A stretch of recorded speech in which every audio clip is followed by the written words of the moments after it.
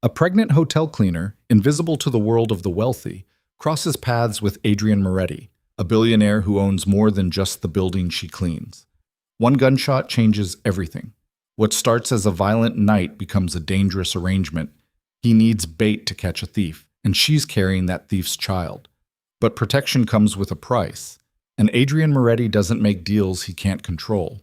This is their story, where survival meets power, and nothing is what it seems. If you're watching, hit like and drop your city in the comments so I can see how far this story travels. The ballroom smelled like champagne and expensive perfume, neither of which Emma Carter could afford even if she saved a year's worth of paychecks. She pushed her cleaning cart along the marble floor, careful not to let the wheels squeak. The party had ended 2 hours ago, but evidence of excess remained everywhere. Lipstick-stained glasses, half-eaten desserts on fine china, crushed napkins that probably cost more than her weekly grocery budget.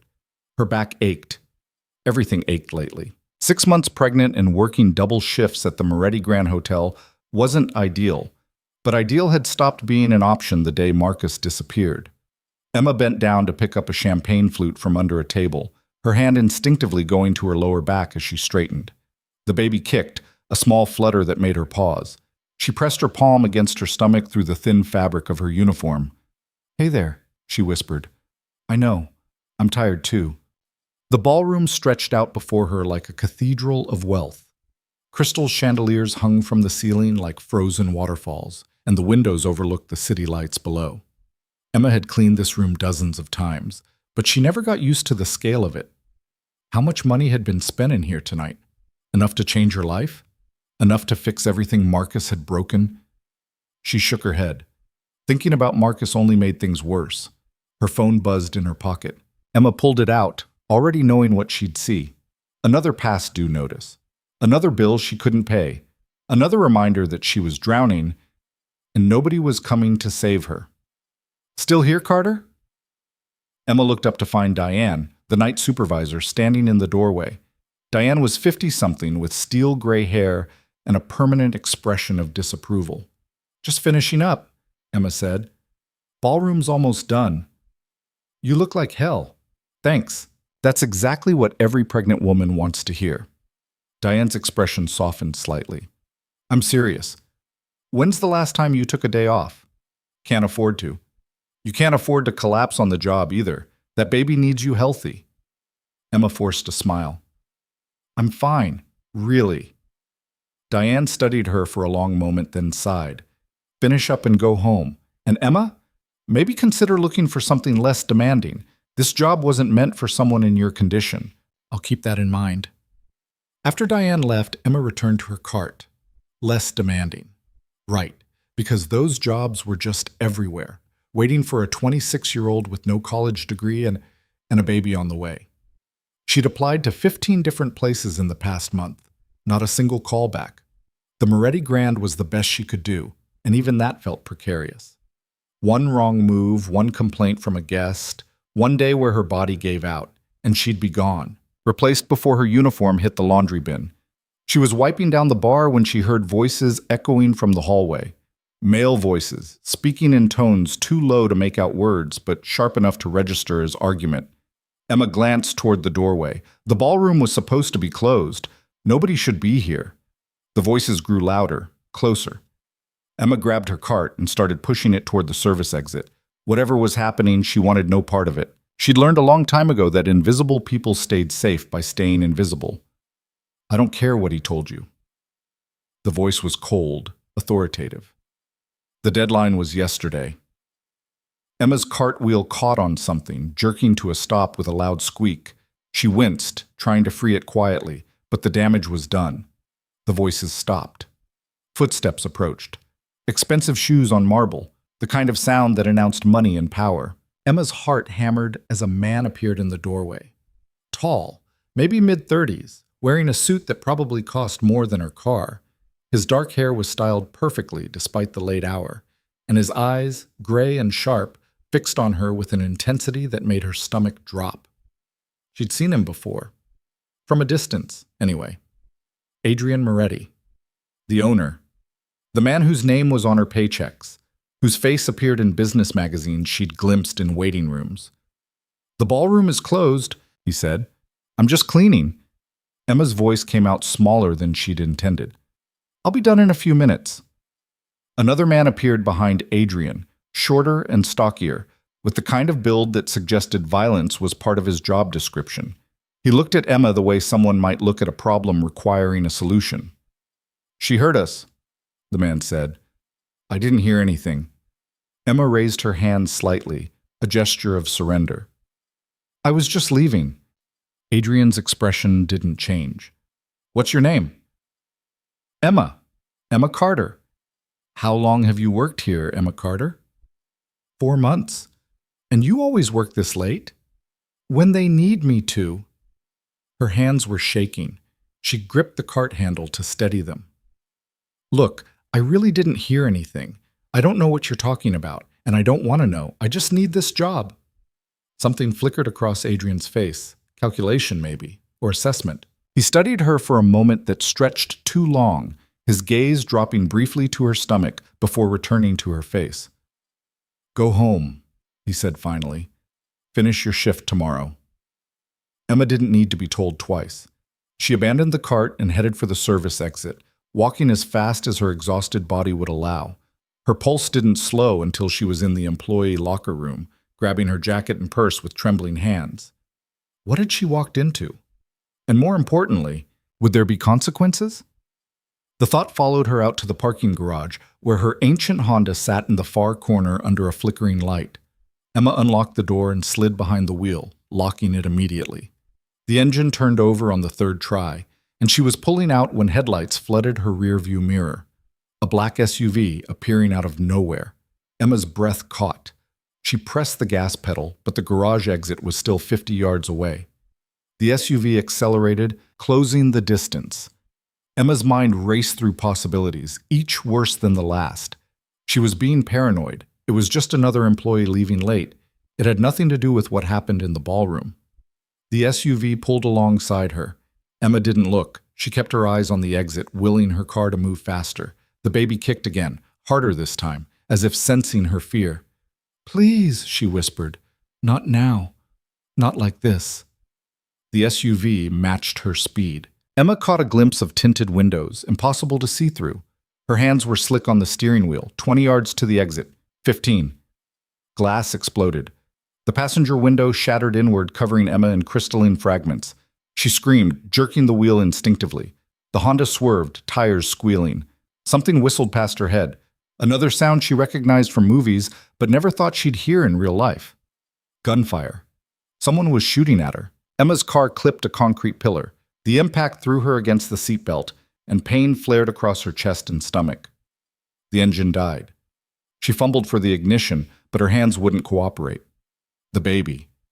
Oh God, the baby. The SUV screeched to a stop. Doors opened, footsteps running toward her. Emma grabbed for the door handle, but a hand reached through the broken window and seized her arm. She fought, kicking and clawing, but the grip was iron strong. Her door was yanked open, and suddenly there were hands on her, pulling her from the car. "Please," she gasped. "Please don't." Quiet. The voice was familiar. Emma's vision swam as she was pulled upright. Adrian Moretti stood in front of her, his expression thunderous. Behind him, the stocky man from the ballroom held a gun, pointed not at Emma, but at the SUV that had attacked her. "Are you hurt?" Adrian demanded. Emma couldn't form words. She shook her head, then nodded, then shook it again. Her legs gave out. Adrian caught her before she hit the ground, one arm around her waist, supporting her weight like it was nothing. "Get her in the car," he said. "No." Emma tried to pull away. "I need to... my car." "Your car is evidence in an attempted murder. You're coming with me." "I don't even know you." Adrian's jaw tightened. "You know enough. Someone just tried to kill you in my parking garage. That makes it my problem." "Why would anyone want to kill me? I'm nobody." "That's what we're going to find out." The stocky man, his name was Vincent, Emma would learn later, had his phone out, speaking rapidly to someone. More headlights appeared in the garage. More SUVs. More men in expensive suits carrying guns. Emma's mind couldn't process it. This wasn't real. Things like this didn't happen to hotel cleaners. She cleaned bathrooms and changed sheets and tried to survive until tomorrow. She wasn't important enough to shoot at. "I want to go home," she said. Adrian looked at her, and for just a second, something almost like sympathy crossed his face. "Your home isn't safe. Not anymore." "How do you know that?" "Because if they found you here, they know where you live." The words hit like a physical blow. Emma thought of her studio apartment with its broken deadbolt and ground floor window. She thought of all the nights she'd come home late and never worried about it. She thought of the baby, and terror replaced confusion. "I don't understand any of this." "You will." Adrian guided her toward one of the SUVs. "But first, we need to get you somewhere secure." Emma wanted to argue. She wanted to demand answers, but exhaustion and shock were catching up with her, and the adrenaline that had been keeping her upright was fading fast. She let Adrian help her into the back seat of the SUV. The leather was soft, and the interior smelled like new car and expensive cologne. Vincent got in the driver's seat. Adrian slid in beside Emma, maintaining a careful distance. "Where are we going?" Emma asked. "My estate. About 40 minutes outside the city." "I can't just disappear for 40 minutes. I have—" What did she have? No friends waiting, no family checking in, nobody who would notice if she vanished?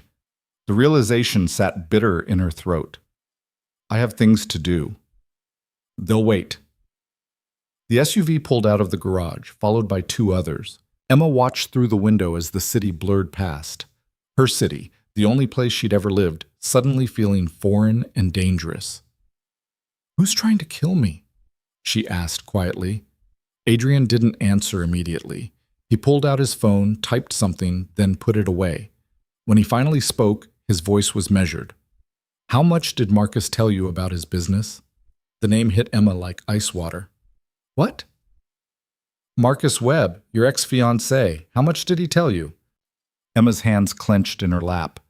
"How do you know about Marcus?" "Because Marcus worked for me, and 3 months ago he stole $40 million from one of my accounts and disappeared." The world tilted. Emma pressed her hand against the door to steady herself. "That's impossible." "Which part?" "All of it. Marcus was a software developer. He worked for some tech startup. He wouldn't. He lied." Adrian's tone held no sympathy. "Marcus Webb was a money launderer. He moved funds for people who couldn't move them legitimately. He was good at it, careful, which is why I hired him. And then he got greedy." Emma's mind raced backward, trying to reconcile the Marcus she'd known, sweet, attentive, always checking his phone but claiming it was work emergencies, with the man Adrian was describing. "You're lying." "I wish I was. It would make this simpler." "I haven't seen Marcus in 5 months. He left right after I told him I was pregnant, just vanished. I don't know where he is."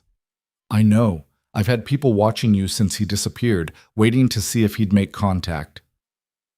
The words took a moment to land. When they did, Emma felt violated in a way that had nothing to do with the shooting.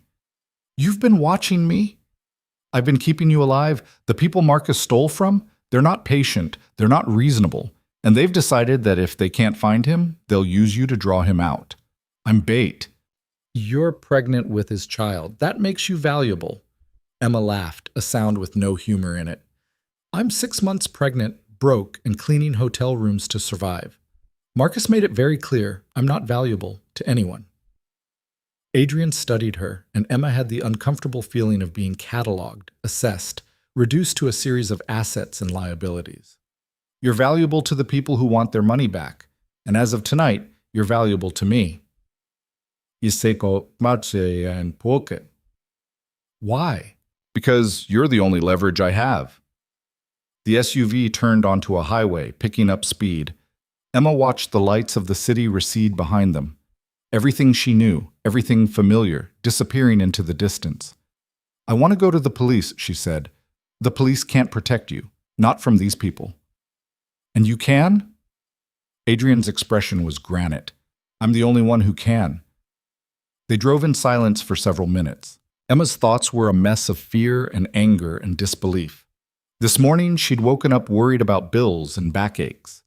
Now someone was trying to kill her, and she was in a car with a man who'd been spying on her for months.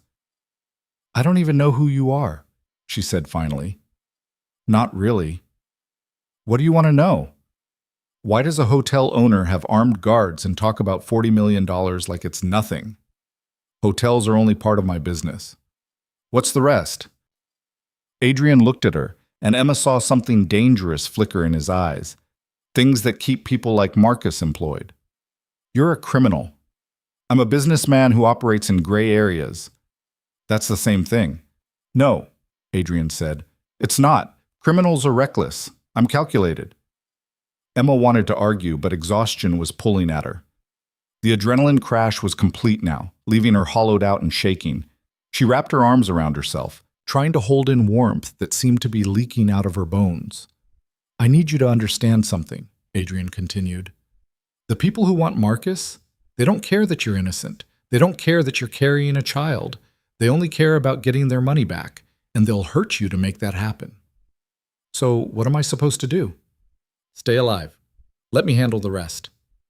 The SUV exited the highway, turning onto a private road lined with trees.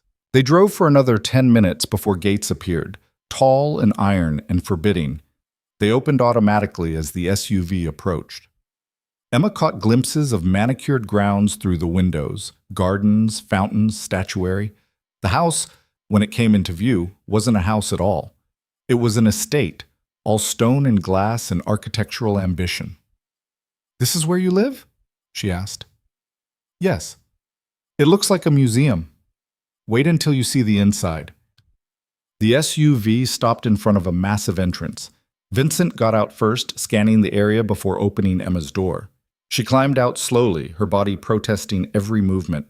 The night air was cold and she shivered despite her jacket. Adrian appeared beside her. "Can you walk?" "I think so." He led her up stone steps and through doors that probably weighed more than her car. The interior was exactly what Emma expected. Marble floors, expensive art, furniture that belonged in magazines. A chandelier hung in the entrance hall that must have cost more than she'd earn in a lifetime. A woman appeared, middle-aged and professionally dressed, her expression neutral but assessing. "Mr. Moretti." "Catherine, this is Emma Carter. She'll be staying in the East Wing. Make sure the room is prepared and have Dr. Santos come by first thing in the morning." "Of course. Should I arrange for clothes?" Adrian glanced at Emma. "What size?" "I'm not staying," Emma said. "We'll discuss it after you've rested." "Size?" Emma's defiance crumbled under the weight of her exhaustion. "Medium or large? I don't know anymore. Everything's tight." Catherine nodded and disappeared down a hallway. Adrian gestured toward a sweeping staircase. "Your room is this way." Emma followed because she didn't know what else to do. The stairs seemed endless. Her legs burned by the time they reached the second floor. Adrian led her down a hallway lined with paintings. Originals, probably, not prints. Until they reached a door. The room beyond was larger than Emma's entire apartment. A bed dominated the space, covered in what looked like actual silk. Floor-to-ceiling windows overlooked the grounds. A fireplace sat cold and empty in one wall. "Bathroom's through there," Adrian said, pointing. "Catherine will bring you something to wear. If you need anything else, there's a phone by the bed. Dial 0. Emma stood in the middle of the room, feeling untethered from reality. "I can't stay here. You don't have a choice." "Everyone has a choice." "Then choose to live." Adrian's voice hardened. "Choose to keep that baby safe. Because if you walk out of here, you won't survive the week." Anger flared through Emma's exhaustion. "You don't get to decide that." "I'm not deciding anything. I'm telling you facts. Marcus put a target on your back, and the people aiming at it don't miss twice. This is insane." "Yes," Adrian agreed. "It is, but it's also your life now, at least until we find Marcus or convince his enemies you're not useful to them. And how long will that take? I don't know." Emma sank onto the edge of the bed, her legs finally giving out completely.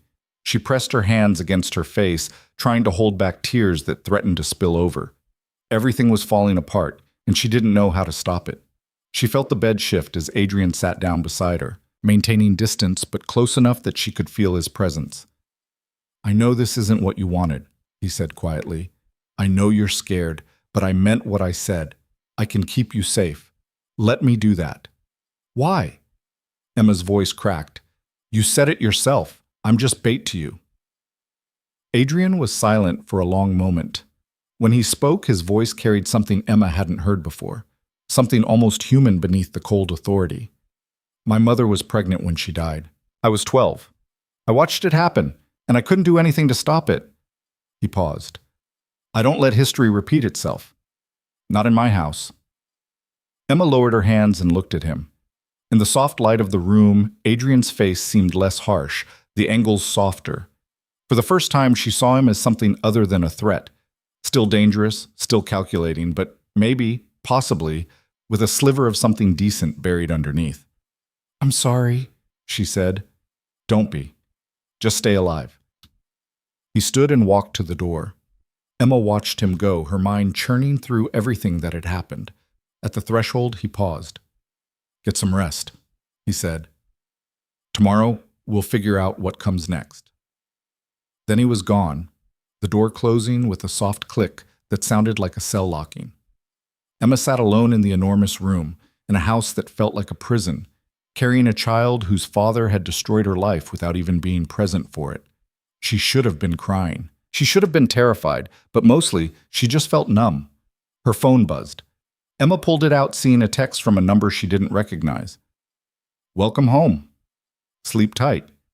She stared at it, skin crawling, then realized Adrian's people, the ones who'd been watching her, they had her number. They knew everything. Emma deleted the text and turned off her phone. She lay back on the silk bedding, still fully dressed, and stared at the ceiling. Somewhere in the house, Adrian Moretti was probably planning his next move, calculating how to use her most effectively. Somewhere in the world, Marcus was hiding with $40 million, oblivious or uncaring that his choices had led to this. And here she was, trapped between them, with a baby growing inside her who deserved better than any of this. Emma closed her eyes and placed her hand on her stomach, feeling the small movements beneath her palm. I'll keep you safe, she whispered. I promise. No matter what it takes. The baby kicked once, as if in acknowledgement. Emma held on to that small connection, the only thing that felt real in a night that had become a nightmare. She didn't know what tomorrow would bring. She didn't know how to survive in Adrian Moretti's world. But she'd figure it out. She had to, because giving up wasn't an option when someone else was counting on you to live. Emma woke to sunlight streaming through windows she didn't recognize. For a moment, she lay still, trying to orient herself. The ceiling above her was ornate, detailed with molding that probably cost more than her monthly rent. The sheets beneath her were softer than anything she'd ever owned. Then memory crashed back. The shooting.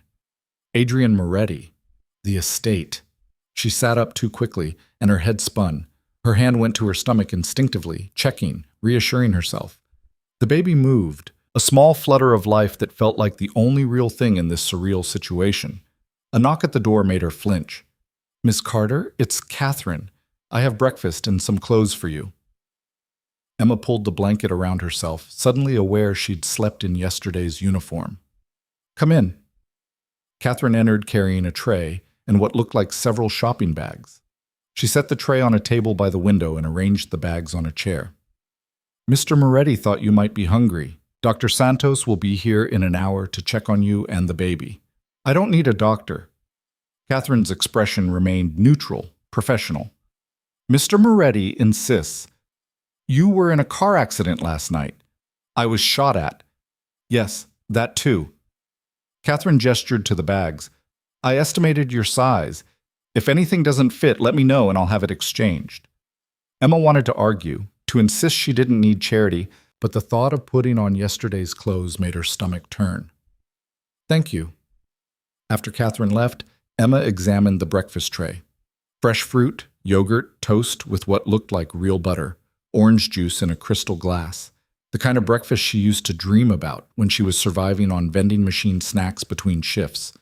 She ate mechanically, her mind elsewhere. What was she supposed to do now? Adrian had made it clear she was staying, but for how long? And what happened when Marcus never showed up?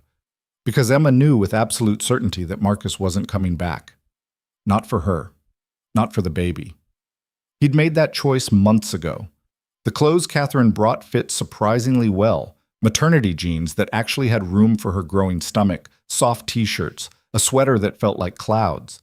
Emma caught her reflection in the bathroom mirror and barely recognized herself.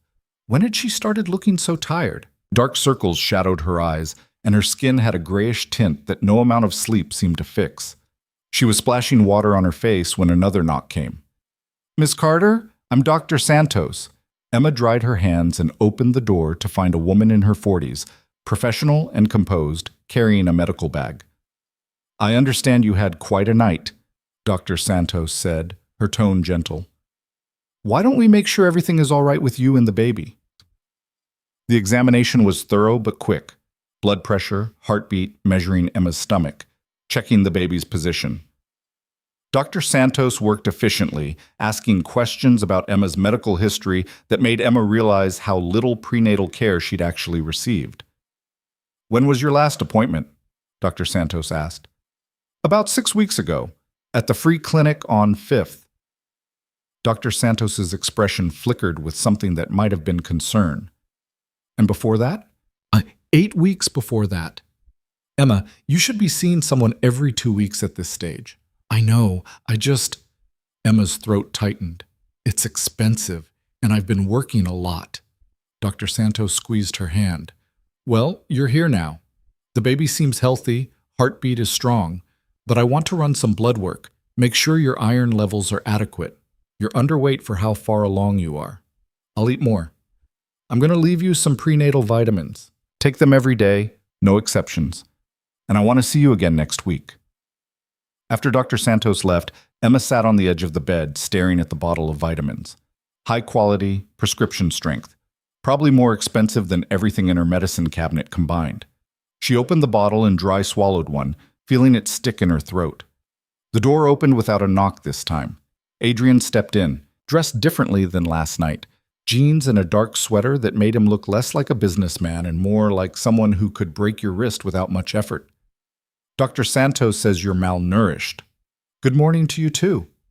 Adrian closed the door behind him. "This isn't a joke, Emma.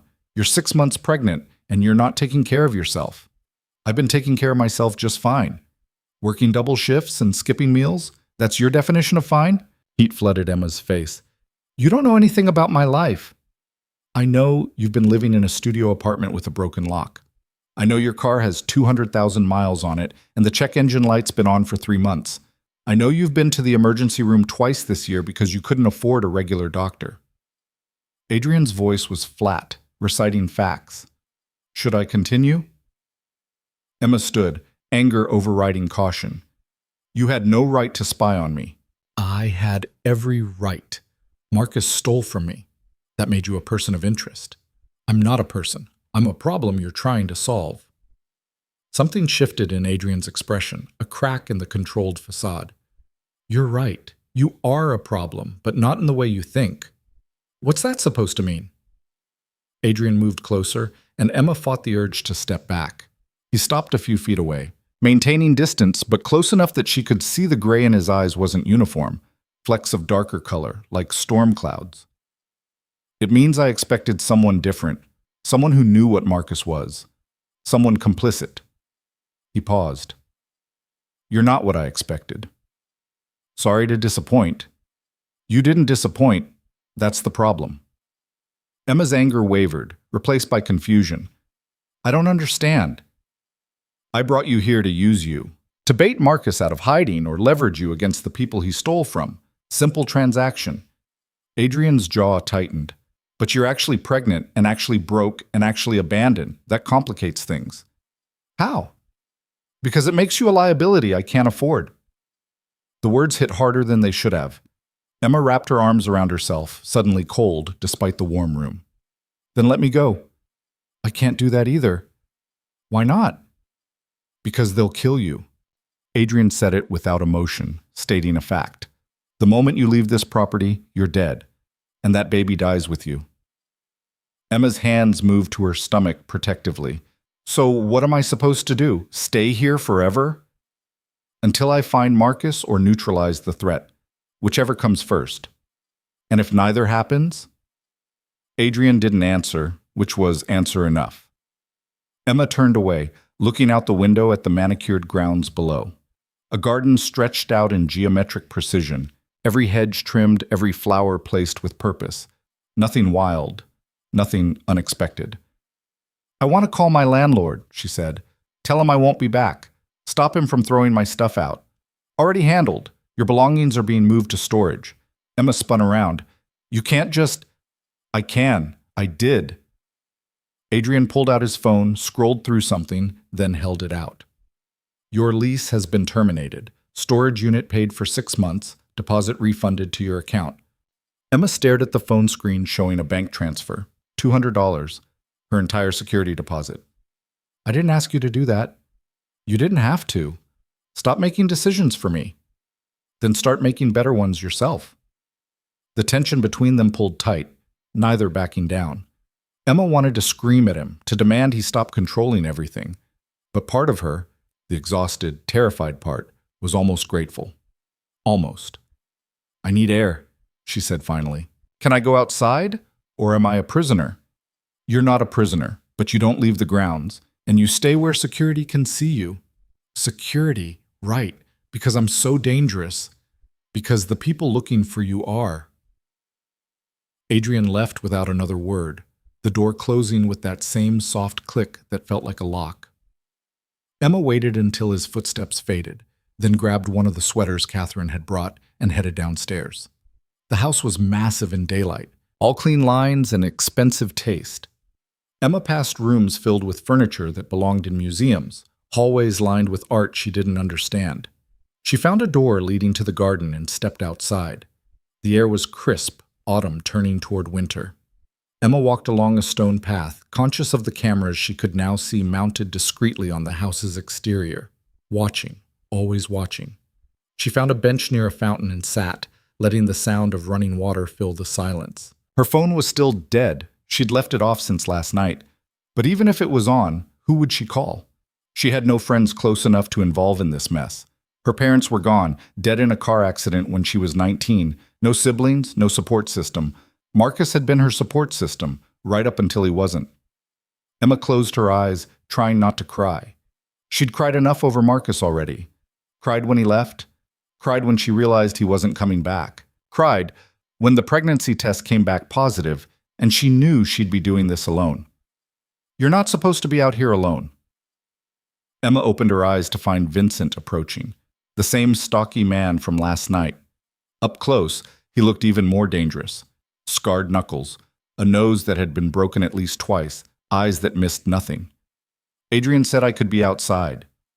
"He said you could be outside where security can see you. This spot has a blind corner."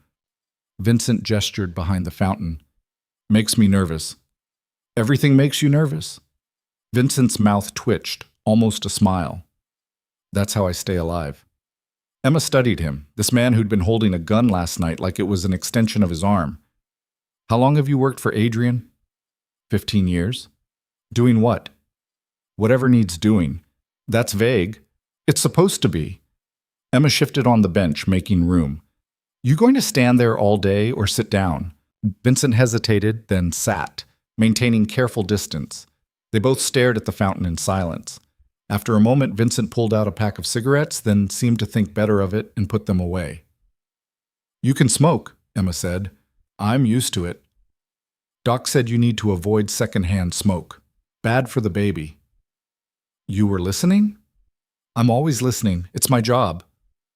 Emma found herself almost smiling despite everything. "Is babysitting pregnant women part of your job description?" "First time for everything." They sat in companionable silence. Emma watched birds move through the trees, normal and oblivious. She envied them their simplicity. "Can I ask you something?" she said finally. "You can ask. Doesn't mean I'll answer."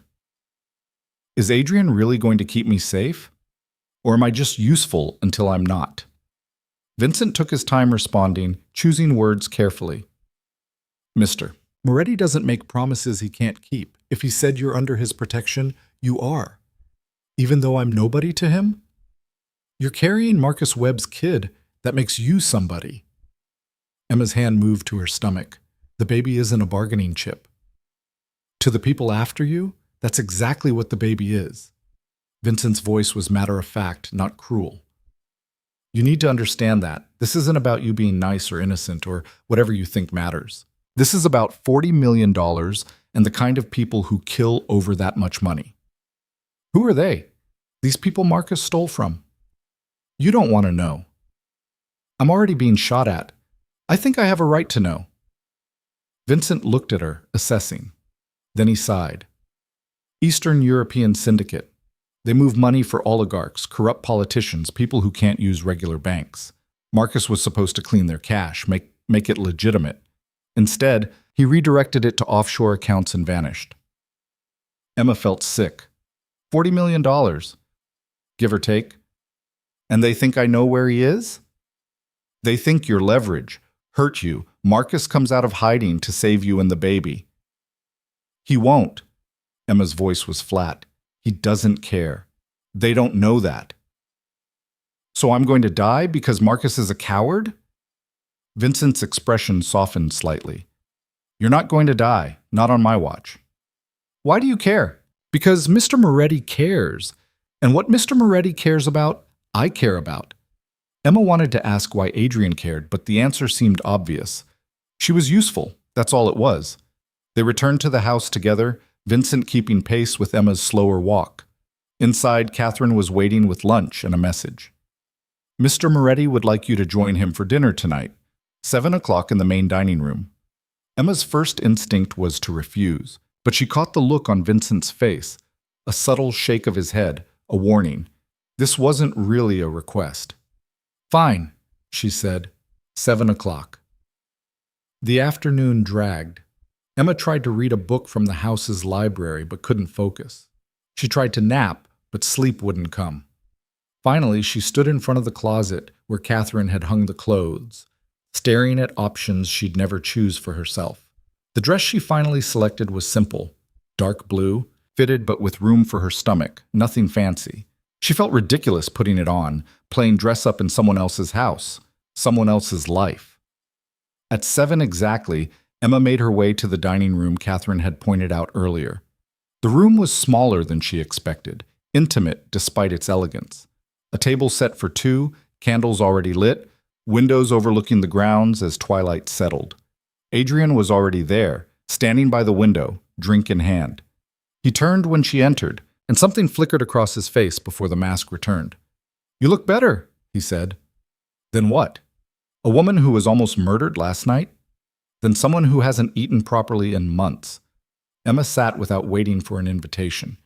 If this is about lecturing me on my health, I've already heard it from Dr. Santos. It's about dinner. Adrian sat across from her. I thought we should talk. About what? About how this is going to work. A staff member Emma hadn't met appeared with the first course, some kind of soup that smelled better than anything Emma had eaten in recent memory. She picked up her spoon, waiting. I need you to understand the situation, Adrian said. The people Marcus stole from won't stop. They have resources, connections, patience. They'll wait years if they have to. So I'm supposed to hide here forever? Until we find a solution. What kind of solution? Adrian's expression hardened, the permanent kind. Emma's spoon paused halfway to her mouth. You're going to kill them? I'm going to remove the threat. How I do that is my concern. And Marcus? What about him? Emma set down her spoon, appetite gone. Are you going to kill him too? Do you care if I do? The question caught her off guard. Did she care? Marcus had destroyed her life, abandoned her, put their unborn child in danger. She should want him dead. Part of her did. I don't know, she admitted. Honest. I appreciate that. Adrian leaned back in his chair. For what it's worth, killing Marcus doesn't solve my problem. I need the money back. Dead men don't transfer funds. So you'll find him and what? Make him give it back? Something like that. They ate in silence for a while. The food was excellent. Emma couldn't even identify half of it, but everything tasted expensive and carefully prepared. She forced herself to eat, knowing Dr. Santos would ask about it. Why did you really bring me here? Emma asked between courses.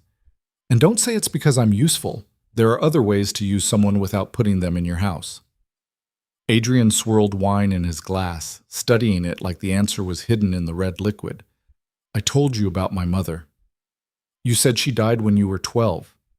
She was 8 months pregnant. My father's business rival sent men to our house. They beat her while I hid in a closet and listened. His voice was emotionless, reciting facts. She died giving birth in the ambulance. The baby died 2 hours later. Emma's throat closed up. I'm sorry. I made a decision that day. Women and children don't become collateral damage. Not in my world. Adrian looked at her directly. You're in danger because Marcus was reckless and stupid. That's not your fault. The baby's definitely not at fault. So you're here, where I can control the situation. Control? That's what this is about? It's what everything is about. Emma pushed food around her plate. You can't control everything. I can try. What happens when Marcus is found and your threat is neutralized? Do I just disappear back into my old life? Do you want to? The question hung between them. Emma thought about her studio apartment, her exhausting shifts, the constant fear of not having enough. She thought about raising a baby alone in that world, barely surviving. I don't know what I want anymore, she said quietly. Adrian stood and walked to the window, looking out at the darkening grounds. I'm not a good man, Emma. I've done things that would horrify you, but I keep my word. While you're here, you and that baby are safe. That's a promise. And after? We'll figure that out when we get there. Emma joined him at the window, standing close enough to feel the heat radiating from his body. Outside, security lights illuminated the gardens in harsh white. She could see Vincent and another guard doing a perimeter check. I used to think my biggest problem was paying rent on time, Emma said. Now I'm hiding from international criminals in a mansion with a man who runs businesses he won't name. It's surreal. Welcome to my world. I don't want to be in your world. You're in Marcus's world. Mine is just safer. Emma laughed, bitter and tired. Marcus's world, right. The man I thought I knew was a fiction, wasn't he? Probably. Did you know him well? Adrian considered the question. Well enough to know he was competent. Not well enough to predict he'd steal from me. How did you meet? Through mutual acquaintances, people who needed discretion and expertise. Marcus provided both. Until he didn't. They stood in silence, watching the guards patrol. Emma wondered what they thought, these men protecting a pregnant woman they didn't know. Did they understand why? Did they care? I should get some rest, Emma said finally. Dr. Santos wants me sleeping more. I'll have Catherine make sure you have everything you need. Emma started toward the door, then paused. Adrian? He turned, and in the candlelight, his features seemed less harsh, almost human. Thank you, Emma said. For dinner, and for not treating me like I'm completely helpless. Something that might have been surprise crossed his face. You're welcome. Back in her room, Emma changed into the pajamas Catherine had provided, soft cotton that felt like luxury against her skin. She lay in bed, staring at the ceiling, trying to process everything. A week ago, she was worried about bills and baby supplies. Now she was worried about staying alive. Her phone buzzed, still plugged in where she'd left it charging. Emma picked it up, seeing a message from an unknown number. Sleep well. Tomorrow we start teaching you to shoot. Emma stared at the message, then typed back. Is this some kind of joke? The response came immediately. Vincent doesn't joke about firearms. 10 a.m., back garden, wear comfortable clothes. Emma set the phone down, adrenaline spiking. They wanted to teach her to shoot. In what universe did that make sense? But then again, in what universe did any of this make sense? The baby kicked, strong enough to hurt. Emma pressed her hand against the movement, feeling the life inside her pushing back. Your father, she whispered, was an idiot who ruined everything.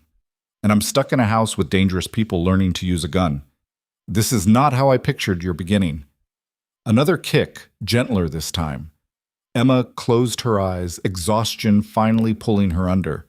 Her last thought before sleep claimed her was wondering if Marcus knew what he'd done, wherever he was, if he thought about her at all, if he cared that he'd left her to face the consequences of his greed. Probably not.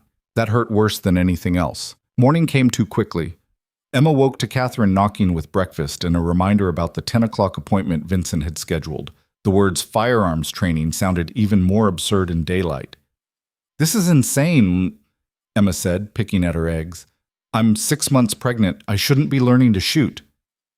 Catherine's expression remained professionally neutral as she laid out clothes. "Mr. Moretti believes everyone in this house should know basic self-defense. I'm not exactly in this house by choice. Nevertheless," Catherine smoothed out a pair of athletic pants. "Vincent is very patient. He's trained people before."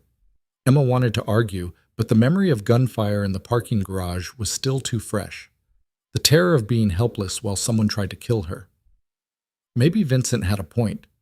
At 10, she found Vincent waiting in a cleared section of the back garden, far from the house. A table held what looked like gun cases, and targets were set up against a reinforced wall Emma hadn't noticed before. "You're late," Vincent said. "I'm pregnant and exhausted. Sue me." Vincent's mouth twitched. "Fair. Come here." Emma approached cautiously.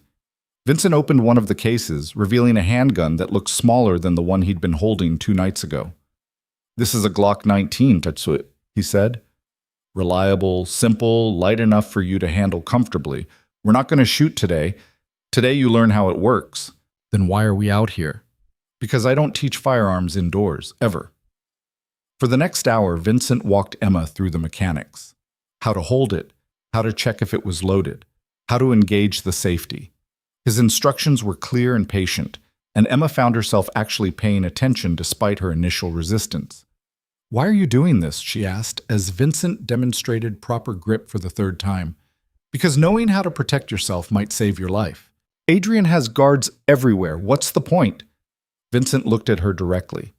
"Guards aren't always enough. You need to be able to save yourself if it comes to that." "Has it come to that for you?" "More times than I can count." Emma studied the weapon in her hands, feeling its weight. "I don't want to kill anyone." Nobody wants to, but wanting and doing are different things when someone's trying to kill you first. They continued the lesson until Emma's hands cramped and her back ached from standing. Vincent finally called it, packing up the equipment with practiced efficiency. "Same time tomorrow," he said. "We'll actually shoot." "I can't wait," Emma said flatly. Walking back to the house, Emma saw Adrian standing on one of the upper balconies, watching. He didn't wave or acknowledge her, just observed. Emma felt the weight of his attention like a physical thing. Inside, Catherine had lunch waiting. Emma ate alone in her room, staring out the window at the gardens that felt more like a cage every hour. Her phone buzzed with another unknown number. The message read, "We know where you are. Tell Moretti the clock is ticking." Emma's hands shook as she screenshot the message and forwarded it to the number Vincent had texted from. Within minutes, her door burst open. Adrian strode in, Vincent close behind, both looking grim. "Let me see your phone," Adrian demanded. Emma handed it over. Adrian read the message, his jaw tightening. "How did they get this number?" "I don't know. I've had the same number for years." Adrian handed the phone to Vincent. "Trace it and get her a new phone, encrypted. Now." Vincent left without a word. Adrian turned to Emma, and she saw something in his eyes she hadn't seen before. Actual concern, maybe even fear. "Pack a bag," he said. "Small things, essentials only." "Why? What's happening?" "We're moving you." "This location is compromised." "How?" "You said this place was secure." "I was wrong." Adrian's voice was tight. "They shouldn't have been able to find you this fast. Someone talked, or someone's been tracking you better than I anticipated." Emma's heart hammered. "Moving me where?" "Somewhere safer. You have 10 minutes. Catherine appeared with a duffel bag, already half-packed. Emma grabbed a few personal items, her mind racing. How had they found her? And if they could find her here, could they find her anywhere? Within 20 minutes, Emma was in the back of an SUV, Vincent driving, Adrian beside her. 2 more vehicles followed, filled with armed men Emma didn't recognize. "Where are we going?" she asked again. "Northern property," Adrian said. "More remote, easier to defend." "How long?" 3 hours. Emma settled back against the leather seat, watching the estate disappear behind them. She'd been there less than 3 days, and already it felt like a lifetime ago. They drove in silence for the first hour. Emma dozed fitfully, exhaustion winning out over anxiety. When she woke, they were on a highway she didn't recognize, surrounded by mountains. "I need to use the bathroom," she said. Vincent glanced at Adrian. "There's a rest stop in 10 miles. Too public," Adrian said. "She's pregnant. We can't make her wait 3 hours." Adrian's jaw tightened, but he nodded. "Rest stop, 5 minutes maximum." The rest stop was nearly empty, just a few truckers and a family with screaming kids. Vincent went in first, checked the bathrooms, then signaled Emma. Adrian stayed close, his hand resting inside his jacket in a way that made Emma certain he was armed. In the bathroom, Emma splashed water on her face and stared at her reflection. She looked terrible, dark circles, skin pale, hair a mess. 3 days ago, she'd been worried about making rent. Now she was running from international criminals with armed guards. When she emerged, a woman was waiting by the sinks, mid-40s, tired-looking. She smiled at Emma's stomach. "How far along, she asked. 6 months. Boy or girl?" Emma hesitated. "I don't know yet." "The not knowing is exciting, isn't it? I have 3. Wouldn't trade them for anything, but man, pregnancy was rough." The woman's normalcy was jarring. Emma wanted to cry, to tell this stranger everything, to beg for help. But Adrian was waiting outside, and crying wouldn't change anything. "Yeah," Emma managed. "Rough." Back in the SUV, they continued north. The landscape grew more remote, trees thicker, houses fewer. Emma watched it all blur past, feeling untethered from reality. "Can I ask you something?" she said to Adrian. "You can ask." "What do you actually do? Your real business, not the hotel." Adrian was quiet for a long moment. "I facilitate transactions between parties who can't do business openly. I move money. I broker deals. I connect people who need each other." "That's vague. It's intentional. Are you a criminal?" "By some definitions, yes. By others, I'm just a businessman operating in markets the law pretends don't exist." Emma absorbed this. "And Marcus worked for you doing what?" "Money laundering primarily, taking cash from questionable sources and making it clean. For the people who are after me now?" "Among others. So you're no different from him." Adrian turned to look at her directly. "I'm very different from Marcus. I don't steal from my employers. I don't abandon pregnant women, and I don't run when things get difficult." "You just kill people instead?" "When necessary." The casual admission sent ice through Emma's veins. "How many?" "Does it matter?" "It should." Adrian's expression hardened. "I've done what I needed to survive and protect what's mine. If that makes me a monster in your eyes, so be it. But I'm the monster keeping you alive right now." Emma turned back to the window, not trusting herself to respond. He was right, which made it worse. She was alive because Adrian Moretti had decided she was worth protecting. The moment that calculation changed, she was dead. They arrived at the northern property as the sun was setting. This house was different from the estate. Smaller, more fortified, surrounded by dense forest.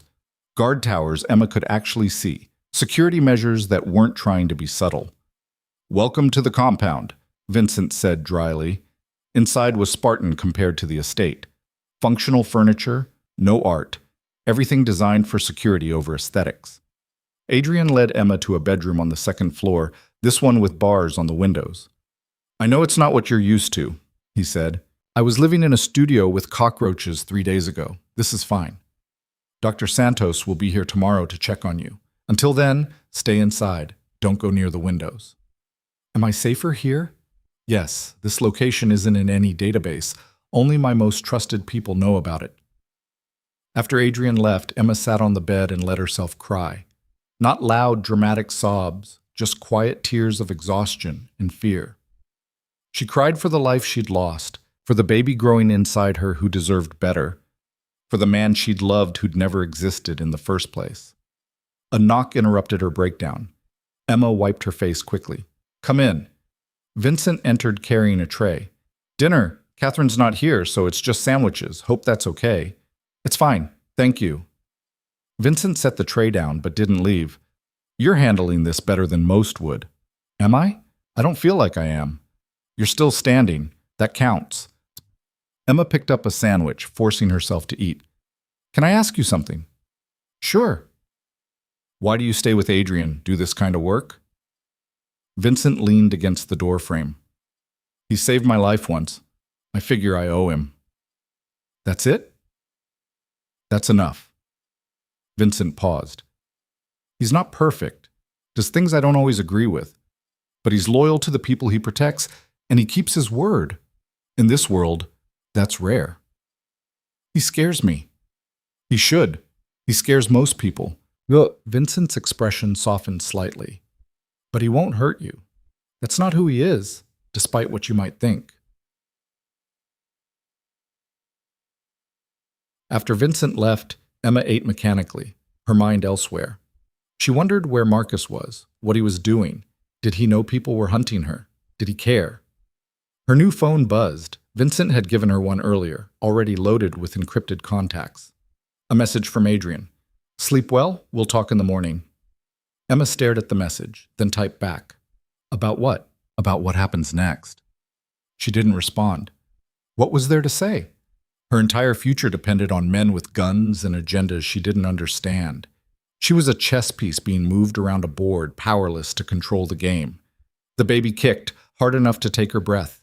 Emma pressed her hand against her stomach, feeling the movement beneath her palm. I'm sorry, she whispered. I'm so sorry you're stuck in this mess.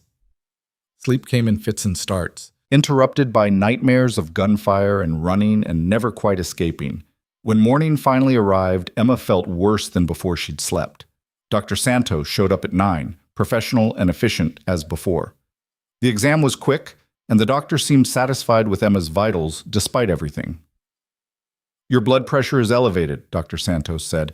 That's expected given the circumstances, but we need to watch it. Too much stress isn't good for the baby. I'll just eliminate all the stress from my life then. Simple. Dr. Santos smiled slightly. I know this isn't easy, but you're doing well. All things considered, keep taking the vitamins, drink plenty of water, and try to rest when you can. After she left, Emma wandered downstairs. The house was quieter than the estate, fewer people, less activity. She found Adrian in what looked like an office, surrounded by computer screens showing security feeds. We need to talk, he said without looking up. Emma sat in the chair across from his desk. So talk. Adrian finally looked at her, and Emma saw exhaustion in his face that matched her own. I had my people dig deeper into Marcus's movements. We found something. What? He's been in contact with someone, a woman based in Prague. They've been communicating for months, even before he disappeared. The words hit like a punch.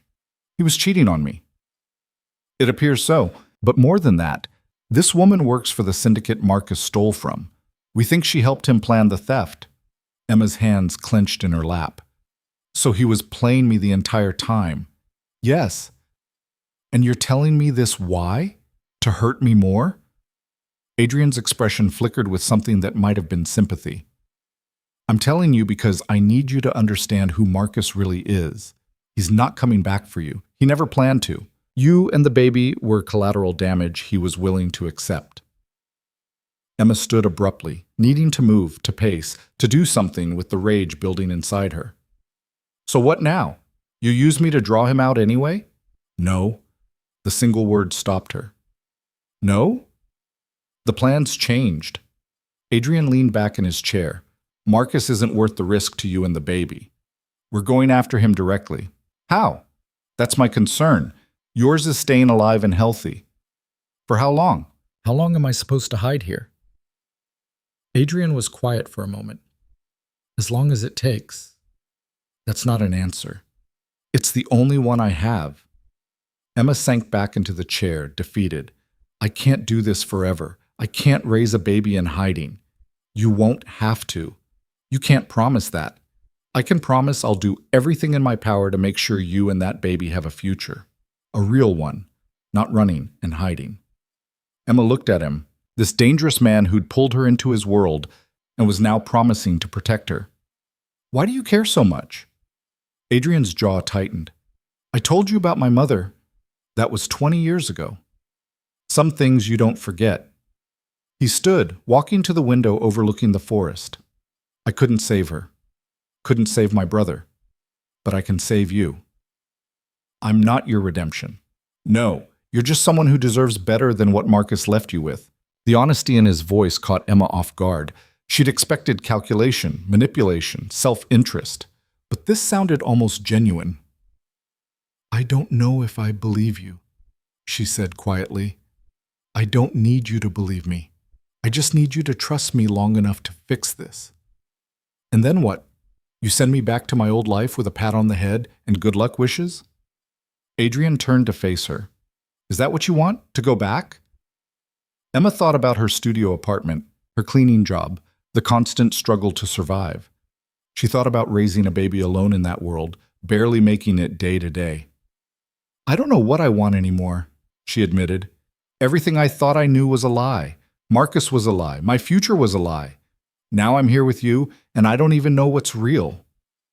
Adrian crossed the room, stopping a few feet from her chair. This is real. The danger is real. But so is my commitment to keeping you safe. Until when? Until you don't need me anymore. Emma stood, bringing them closer together, close enough to see the gray flecks in his eyes, the small scar on his jaw she hadn't noticed before, close enough to feel dangerous. What if I never stopped needing you? The question came out before she could stop it. Something shifted in Adrian's expression. Surprise, maybe, or recognition of something unspoken between them. Then we'll figure that out when we get there. The moment stretched, charged with possibility and danger. Emma broke it first, stepping back, needing distance. I should rest, Dr. Santos said. I know what she said. Adrian's voice was rougher than before. Go. I'll have someone bring you lunch. Emma left before she could do something stupid, like ask him to stay. Like admit that despite everything, despite the fear and anger and confusion, she felt safer with Adrian Moretti than she'd felt in years. Back in her room, Emma lay on the bed and tried to sort through her feelings. She should hate Adrian. He was a criminal who dragged her into his world and was using her as a pawn. But he was also the only person who'd protected her when everyone else had abandoned her. The baby kicked, and Emma wondered what kind of world she was bringing this child into. Would it be one of violence and hiding? Or could Adrian really fix this, make it safe? Her phone buzzed. A message from Vincent. Range practice in 1 hour. Same drill. Emma groaned but got up. If nothing else, learning to shoot gave her something to focus on besides the mess her life had become. Vincent was waiting in the same cleared area as before, this time with actual ammunition. Today we shoot, he said. You ready? Not even a little. Good. Scared keeps you careful. Vincent loaded the gun. Not the same one from before, Emma noticed, something even smaller, and demonstrated proper stance. Then he handed it to Emma. Safety's on. When you're ready, take it off, aim at the center target, and squeeze. Don't pull. Squeeze. Icky. Emma's hands shook as she raised the gun. The weight felt wrong, too heavy and too light at the same time. She tried to remember everything Vincent had taught her about stance and grip and breathing. Whenever you're ready, Vincent said calmly. Emma took the safety off, aimed at the target, and squeezed the trigger. The recoil surprised her, jerking her hands up. The shot went wide, missing the target completely. Her ears rang despite the protection Vincent had made her wear.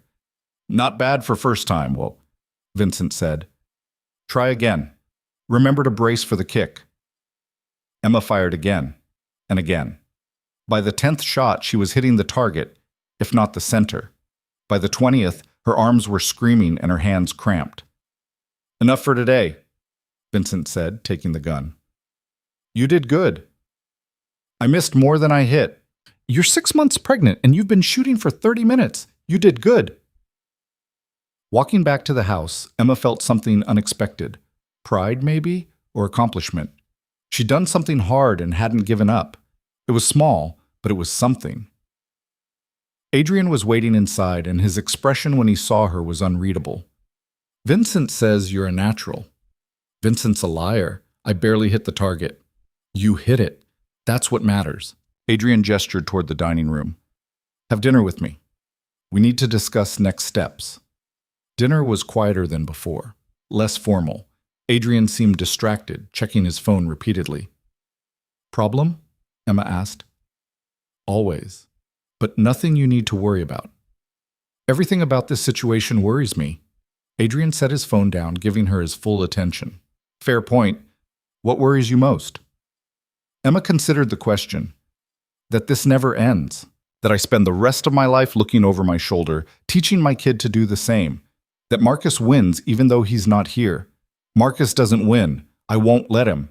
How can you be so certain? Because I'm better at this than he is. Smarter, more ruthless, more committed.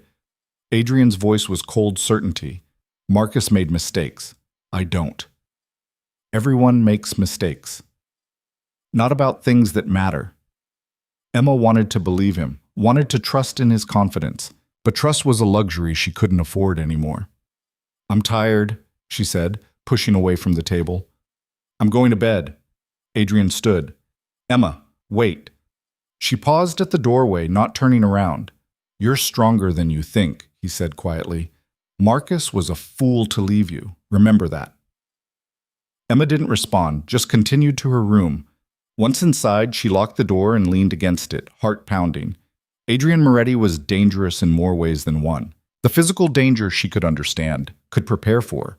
But the other kind, the pull she felt toward him, the way his rare moments of humanity made her want to know more, that scared her worse than any gun. She was falling for the man holding her captive, and that was the most dangerous thing of all. 2 weeks passed in a strange rhythm Emma couldn't quite adjust to. Days blurred together, shooting practice with Vincent, medical checkups with Dr. Santos, dinners with Adrian that grew longer and more personal each night. The compound became familiar in a way that unsettled her. She was getting comfortable in captivity. The baby was growing. Emma could feel it in the way her body changed, the way simple tasks became harder. Dr. Santos said everything looked healthy, that despite the stress, the baby was thriving. Emma wasn't sure whether to be relieved or terrified that her child was developing normally in such an abnormal situation. She was sitting in the small library Adrian had shown her, really just a room with books and a window overlooking the forest, when Vincent appeared in the doorway. Boss wants to see you, he said. His office. Now. Something in Vincent's tone made Emma's stomach drop. What happened? Just go. Emma found Adrian at his desk, but he wasn't alone. A man she'd never seen before sat across from him, older, maybe 60, with silver hair and a face that had seen violence and survived it. Both men looked up when she entered. Emma, Adrian said, this is Dmitry Volkov. He wants to talk to you. Emma's blood went cold. Volkov. The name Vincent had mentioned weeks ago. The syndicate boss Marcus had stolen from. Sit, Volkov said, his accent thick but his English perfect. Please. Emma remained standing. I don't know anything. I've told Adrian. I know what you've told Moretti. Volkov gestured to the empty chair. Sit. I'm not here to hurt you.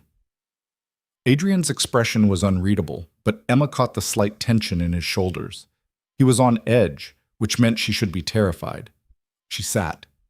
Volkov studied her for a long moment, his gaze dropping to her stomach before returning to her face. You're carrying Marcus Webb's child. Yes. And you have no idea where he is? If I knew, don't you think I'd tell you? He left me broke and pregnant. I have no reason to protect him. Volkov leaned back, considering. Moretti believes you. I'm not sure I do. I don't care what you believe. It's the truth. A small smile crossed Volkov's face. You have courage. That's good. You'll need it. Is that a threat? It's reality. Volkov pulled out his phone, tapped something, then turned it toward Emma. Recognize this? The screen showed a photograph of Marcus. Not an old one. This was recent, taken maybe days ago. He was sitting at an outdoor cafe, sunglasses on, looking relaxed, happy. Emma's chest tightened. Where's that? Prague, 3 days ago. Volkov swiped to another photo. This one showed Marcus with a woman, blonde, beautiful, laughing at something he'd said. The same woman Adrian had mentioned. She's been spending your money, by the way. Designer clothes, expensive hotels. Marcus is treating her very well. The images burned. Emma had been struggling to survive, barely eating, working herself to exhaustion while pregnant with his child. And Marcus was in Prague, living like a king with another woman, using stolen money. "I don't understand why you're showing me this," Emma said, her voice tight. "Because I want you to understand who Marcus really is. What he took from me, he's spending on her, on himself. He doesn't think about you, doesn't care that you're in danger because of him." "I already knew that." "Did you?" Volkov pocketed his phone. "Or did some part of you hope he'd come back? That he'd make this right?" Emma didn't answer, couldn't answer, because Volkov had touched on a truth she hadn't wanted to acknowledge. Some stupid, irrational part of her had been hoping Marcus would surface, apologize, fix everything. Seeing the photos killed that hope. "What do you want from me?" she asked. "I want my money back. $40 million Marcus stole, plus interest." Volkov's expression hardened. "I don't care about you or your baby, but Moretti does, and that creates an opportunity." Emma looked at Adrian, who'd been silent this entire time. His jaw was tight, hands flat on the desk in a way that suggested he was controlling himself carefully. "What opportunity?" Emma asked. "Marcus will eventually make contact," Volkov said. "Maybe not with you directly, but someone connected to you. When he does, I need to know immediately. And if he doesn't make contact, then we find another way to draw him out." Volkov stood. "I'm a reasonable man, Ms. Carter. I don't want to hurt you or your child, but I will get my money back one way or another. The question is how much collateral damage happens along the way." After Volkov left, escorted out by Vincent, Emma sat in stunned silence.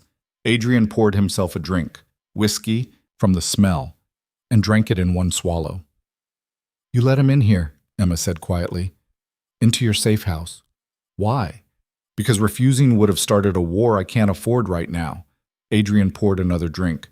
"And because he had information I needed to hear. The photos. Among other things.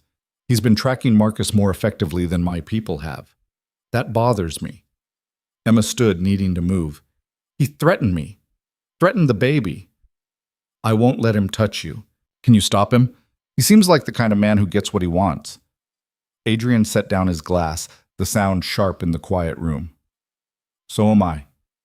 "This isn't a game, Adrian. That's your world, not mine. I don't know the rules. The rules are simple: strength, loyalty, and never showing weakness." Adrian moved around the desk, approaching her. "Volkov came here to test me, to see if you're actually worth protecting or if you're just leverage I'm pretending to care about." "And what did you show him?" "That you're under my protection, and anyone who touches you answers to me." Emma's throat tightened. "Why are you doing this? Really doing this? Don't give me the line about your mother. This is more than that." Adrian stopped a few feet away, close enough that Emma could see the fatigue in his eyes, the lines around his mouth that suggested stress he never showed. "You want the truth?" "I want something real for once. The truth is, I don't know anymore." Adrian's voice was rough. "It started as calculation. You were useful, a way to get to Marcus. But then you stayed, and you didn't break, and you learned to shoot despite being terrified. You're stronger than you think you are, Emma. Stronger than Marcus deserved." "That's not an answer. It's the only one I have." Adrian stepped closer. "You asked me once what happens when Marcus is found and the threat is neutralized. I didn't have an answer then. I still don't, but I know I don't want you to leave." The admission hung between them, dangerous and honest. Emma's heart hammered against her ribs. This was wrong. Adrian was a criminal, dangerous, the kind of man she should run from. But he was also the only person who'd protected her when everyone else had abandoned her. "I can't stay here forever," she said. "I'm not asking you to stay here. I'm asking you to stay with me, wherever that is." "You don't even know me." "I know you better than you think. I've watched you adapt to a world you don't understand. I've seen you scared and angry and exhausted, but you keep going. For that baby. That's who you are." Emma's eyes burned with tears she refused to shed. "This is insane. Probably. You're a criminal. Definitely. I should hate you, but you don't. Adrian reached out, his hand hovering near her face but not touching. Tell me I'm wrong. Emma couldn't. She should. But the words wouldn't come, because he wasn't wrong. Somewhere between the fear and anger and confusion, something had shifted. She'd started seeing Adrian as more than her captor, as someone who, in his own broken way, was trying to protect her. This is a mistake, she whispered. Probably the biggest one you'll make. Then why does it feel right? Adrian's hand finally made contact, his palm warm against her cheek. Because sometimes the wrong choices are the ones we need to make. Emma leaned into the touch. Exhaustion and need overwhelming common sense. She was so tired of being alone, of fighting everything by herself. Adrian was offering something she'd never had, genuine protection, someone who saw her as more than invisible. The moment broke when Emma's phone buzzed. She pulled away, checking the message. Unknown number. Her stomach dropped. The message read, Emma, it's Marcus. We need to talk. Adrian was reading over her shoulder before Emma could react. His entire demeanor changed, going cold and focused. Don't respond yet. Let me trace this first. He was already on his phone, typing rapidly. Vincent appeared within seconds, and Adrian showed him the message. They spoke in low voices while Emma stared at Marcus's words. After months of silence, he was reaching out. Why now? What did he want? It's a burner, Vincent said finally. Probably already ditched, but the message originated from somewhere in Eastern Europe. Could be Prague. Could be, Adrian said. Or could be misdirection. He looked at Emma. How do you want to handle this? The question surprised her. You're asking me? It's your choice. We can ignore it, or we can respond and see what he wants. Emma stared at the message, rage building in her chest. Marcus had destroyed her life, put their baby in danger, and now he wanted to talk? Like he had any right to her attention? I want to respond, she said. I want to know why he thinks he can just reach out after everything he's done. Adrian nodded. Then let's do this carefully. Whatever you write, assume Volkov's people will see it too. Don't give them anything they can use. Emma's hands shook as she typed, Why now? The response came within minutes. Because you're in danger because of me. I need to fix this. Emma laughed, bitter and sharp. He needs to fix this. That's rich. Ask him how, Adrian said. Emma typed, How? Meet me. Just you. I'll explain everything. Absolutely not, Adrian said before Emma could respond. This is a trap. Obviously. But maybe we can use it. Emma looked at him. What if I agree to meet him, but you're there, hidden, with Vincent and your people? Marcus shows up thinking I'm alone and you grab him. Too dangerous, too many variables. More dangerous than waiting for Volkov to lose patience? At least this way we're making something happen. Adrian paced, thinking. Emma could see him running scenarios, calculating risks. Finally, he stopped. If we do this, we do it my way. My location, my terms, my people, everywhere. Marcus doesn't get to control anything. He won't agree to that. Then make him think he's getting what he wants. Adrian pulled out his phone. Tell him you'll meet him, but it has to be somewhere public, somewhere you feel safe. Emma typed, Where? When? The response took longer this time. Chicago. 3 days. I'll send details. Chicago, Vincent said. That's intentional. Neutral territory, big city, easy to disappear in. Or easy to set up an ambush, Adrian countered. Emma's not going anywhere without an army. I'm going, Emma said firmly. This is my chance to look Marcus in the eye and tell him what he's done. I'm not missing that. Adrian looked at her, and Emma saw concern warring with calculation in his expression. This could go very wrong. Everything about my life has gone wrong since I met Marcus. At least this time I'm choosing it. Over the next 3 days, Adrian's compound became a planning headquarters. Maps of Chicago spread across tables, surveillance photos of potential meeting locations, contingency plans for every scenario Vincent could imagine. Emma watched it all with a strange detachment, feeling like she was preparing for war. Dr. Santos visited twice, checking Emma's vitals and expressing concern about the stress. Your blood pressure is too high, she said. This isn't good for you or the baby. None of this is good for me or the baby, Emma replied. But it's happening anyway. Adrian barely slept. Emma would wake at 3 in the morning and find him still in his office, surrounded by screens and phones, coordinating with people whose names she didn't know. She started bringing him coffee, sitting quietly while he worked, neither of them acknowledging the intimacy of these late-night moments. You should rest, she said one night, setting a cup on his desk. I will, when this is over. What if it's never over? Adrian looked up from his computer. It will be. One way or another, this ends in Chicago. Are you going to kill him, Marcus? Do you want me to? Emma considered the question honestly. Did she want Marcus dead? Part of her did. The part that was angry and hurt and terrified. But another part, the part that had loved him once, that was carrying his child, recoiled at the thought. I don't know, she admitted. I hate him. I hate what he's done, but he's still the baby's father. Biology doesn't make someone a father. Being there does. Protecting, providing, caring. Marcus hasn't earned that title. No, he hasn't. Emma sat in the chair across from Adrian's desk.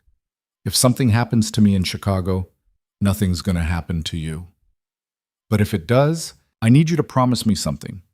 Adrian's expression darkened. Emma, promise me you'll make sure the baby is safe. That if I don't make it, you'll find someone good to raise him, or her, someone who'll love them and keep them away from all of this. Stop talking like that. I'm serious, Adrian. I need to know my baby will be okay. Adrian stood abruptly, crossing to her side of the desk. He knelt in front of her chair, bringing them eye level. Nothing is going to happen to you. I won't allow it. Do you understand me? You can't control everything. Watch me. His hands covered hers where they rested on her stomach.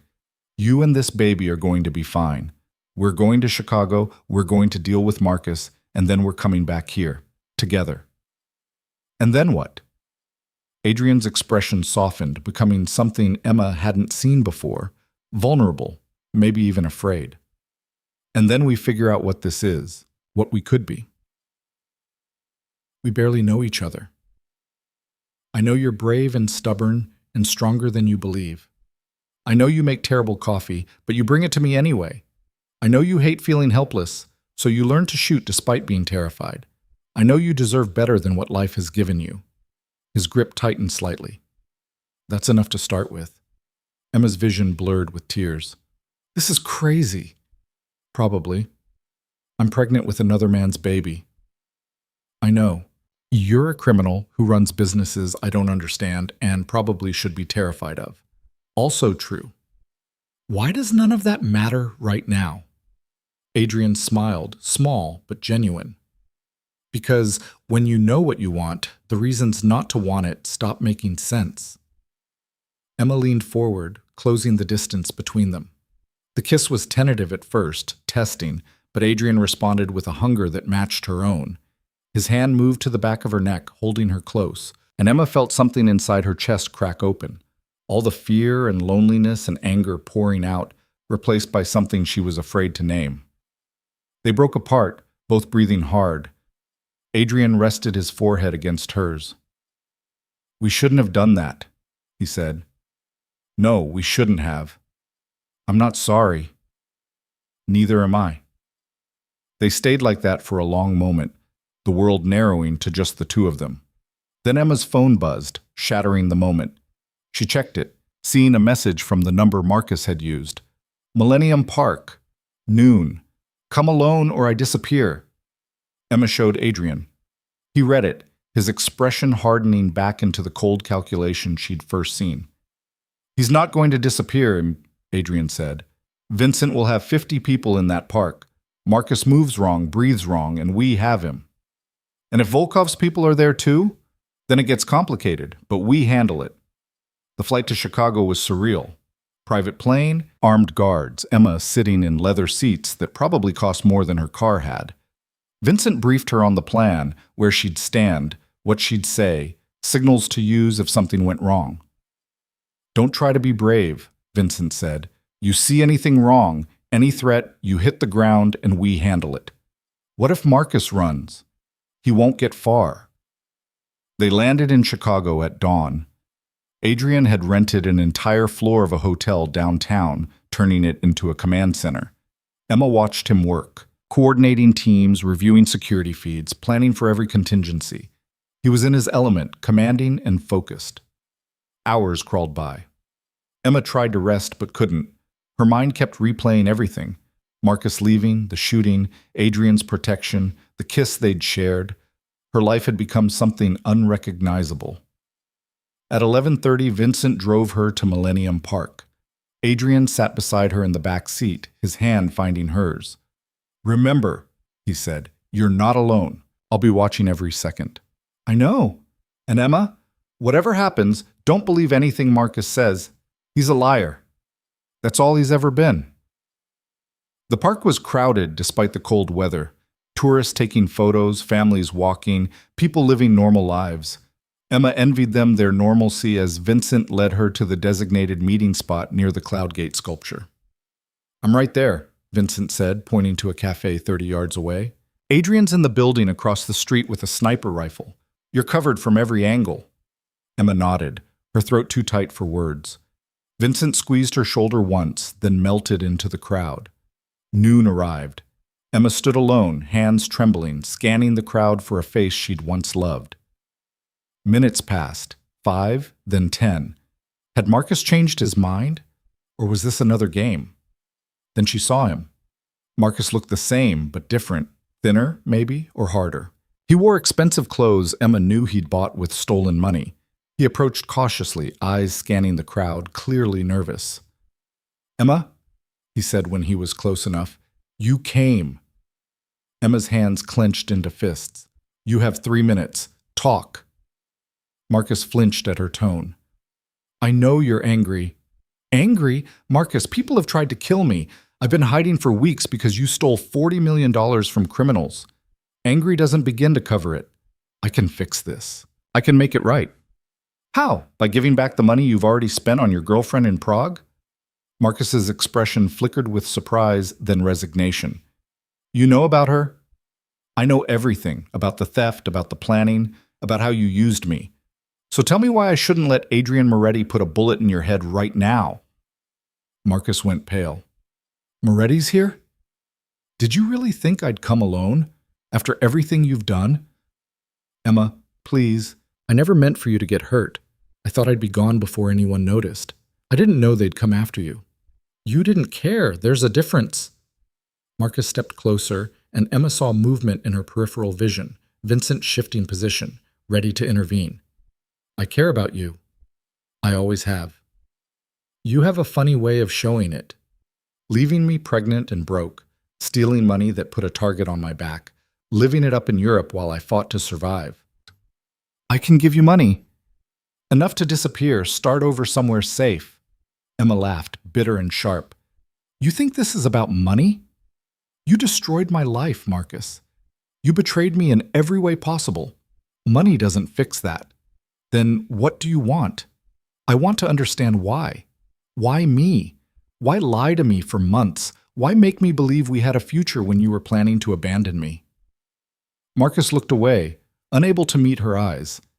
"Because it was easier than telling the truth. You were kind and believed in me, and that made it easy to pretend. But I never planned for this to last. I'm not built for that life." The honesty hurt worse than the lies.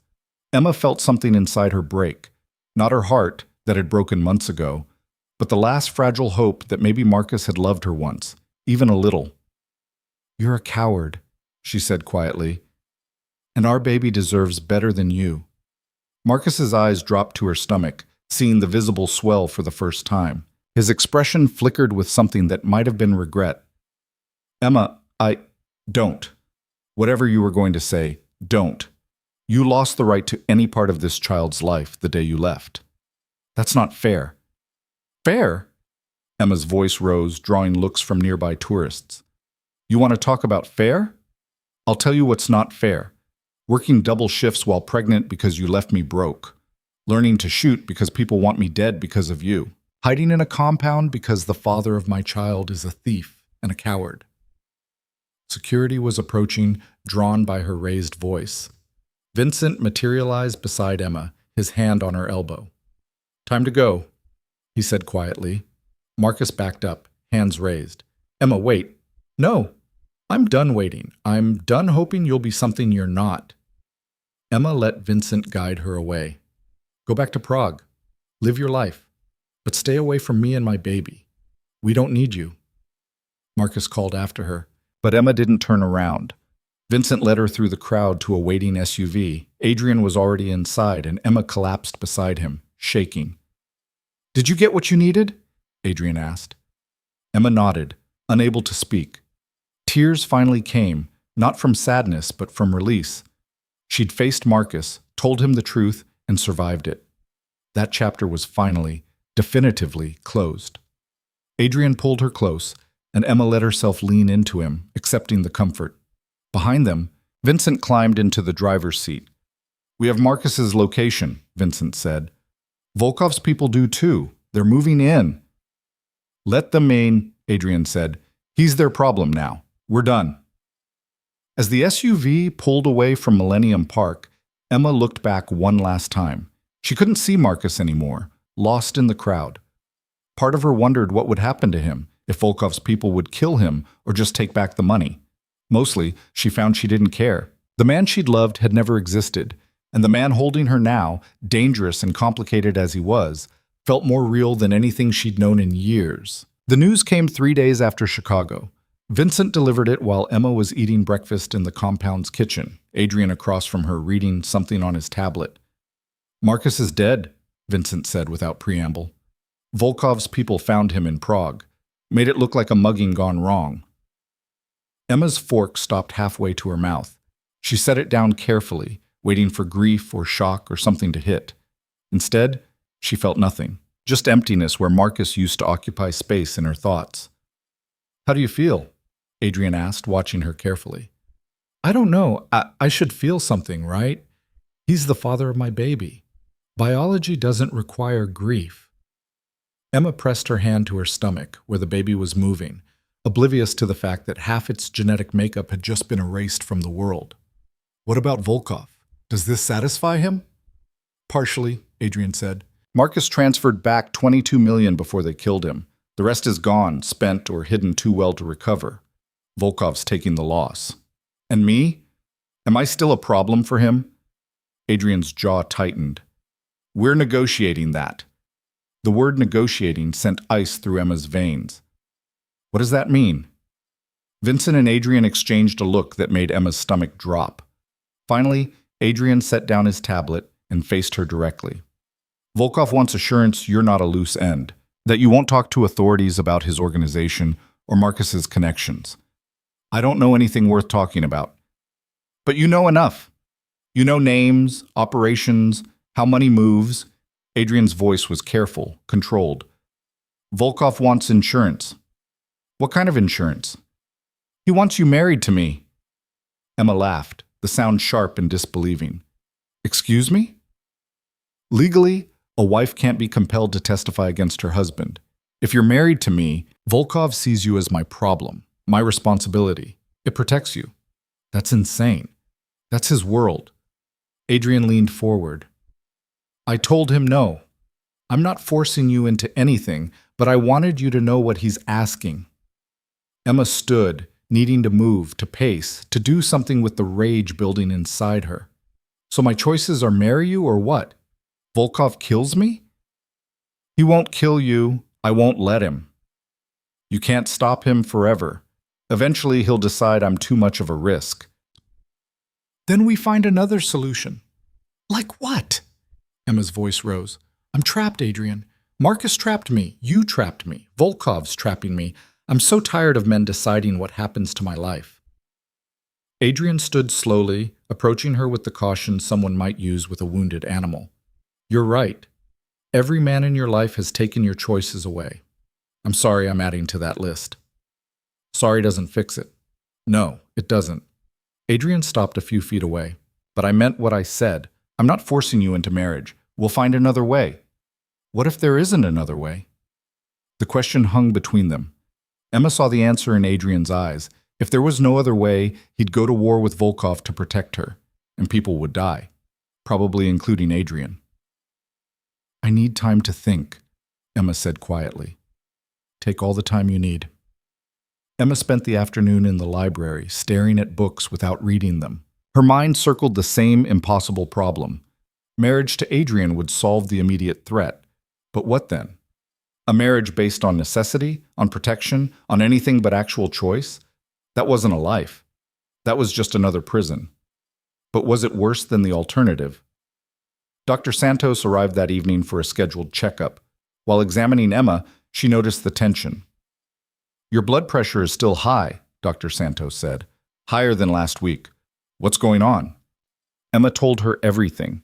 Marcus's death, Volkov's demand, the impossible choice. Dr. Santos listened without judgment, her hands gentle as she measured Emma's growing stomach. What do you want? Dr. Santos asked when Emma finished.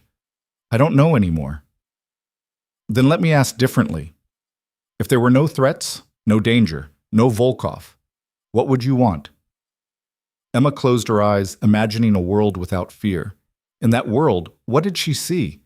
Going back to her old life held no appeal. She'd been surviving, not living, barely keeping her head above water. But staying with Adrian out of obligation felt equally wrong. I want to choose, Emma said finally. Not because I'm scared or trapped or protecting myself. I want to make a decision because it's what I actually want.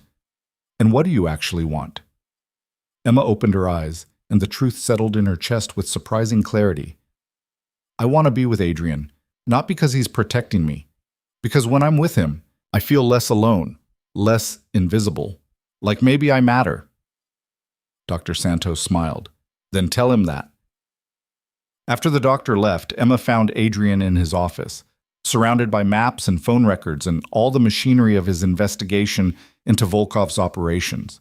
He looked up when she entered, exhaustion evident in his face. I've been thinking about your offer, Emma said. Adrian set down the papers he'd been reading. It wasn't an offer. I told you. I'm not forcing you into anything. I know, but what if I want to anyway? Something shifted in Adrian's expression. Surprise, maybe hope. Emma, let me finish. She moved closer, needing him to understand. I'm not saying yes because I'm scared. I'm saying yes because somewhere between the terror and the guns and the hiding, I started falling for you. And that terrifies me more than Volkov ever could. Adrian stood, crossing to her. You don't have to do this. I know. That's why I want to. Emma took a shaky breath. I've spent my whole life making safe choices, playing it careful, following the rules, trying to be invisible so I wouldn't get hurt. And where did it get me? Broke, alone, and pregnant with a dead man's baby. Maybe it's time I made a dangerous choice. On purpose. I'm the dangerous choice? The most dangerous. You're a criminal. You do things I don't understand and probably shouldn't know about. You've killed people. You operate in a world I was never supposed to see. But you're also the first person who's made me feel like I matter in years. Like I'm worth protecting, worth knowing, worth more than just the labor I can provide. Adrian's hand cupped her face, thumb brushing away a tear she hadn't realized had fallen. You matter more than you know. Then marry me. Not because Volkov demands it, because we're choosing each other. Emma, if we do this, there's no going back. You'll be part of my world completely. All the danger, all the complications. Is that really what you want? I want you. The rest we'll figure out. Adrian kissed her, and this time there was no hesitation, no fear, just certainty and need and something that felt dangerously close to love. When they broke apart, Adrian rested his forehead against hers. I need you to understand something, he said. I can't promise you normal. I can't promise you safe, not completely. But I can promise you'll never be invisible again, never be alone. You and that baby will always matter to me. That's enough. Are you sure? Emma smiled, feeling lighter than she had in months. No, but I'm doing it anyway. They were married a week later in the compound's garden, with only Vincent and Dr. Santos as witnesses. No fancy ceremony, no white dress. Just Adrian in a dark suit and Emma in a simple dress Catherine had found, saying vows that mattered more because they were chosen, not coerced. I take you as my wife, Adrian said, his voice steady. I promise to protect you and the child you're carrying, to give you choices when I can and honesty when I can't, to never make you invisible. Emma's voice shook as she spoke her own vows. I take you as my husband. I promise to be brave when you need me to be, and honest when it's hard. To build a life with you that's more than just survival. To choose you every day, even when it's terrifying. The ring Adrian slid onto her finger was simple platinum, no diamonds or ostentation. It felt right, real.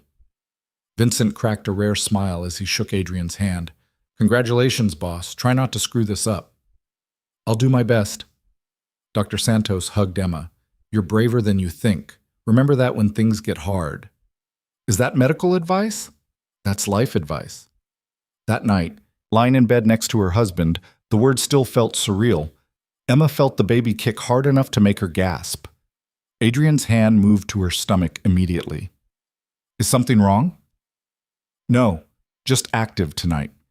Emma guided his hand to where the movement was strongest. Feel that? Adrian's expression transformed into something Emma had never seen, wonder maybe, or the first hints of paternal instinct.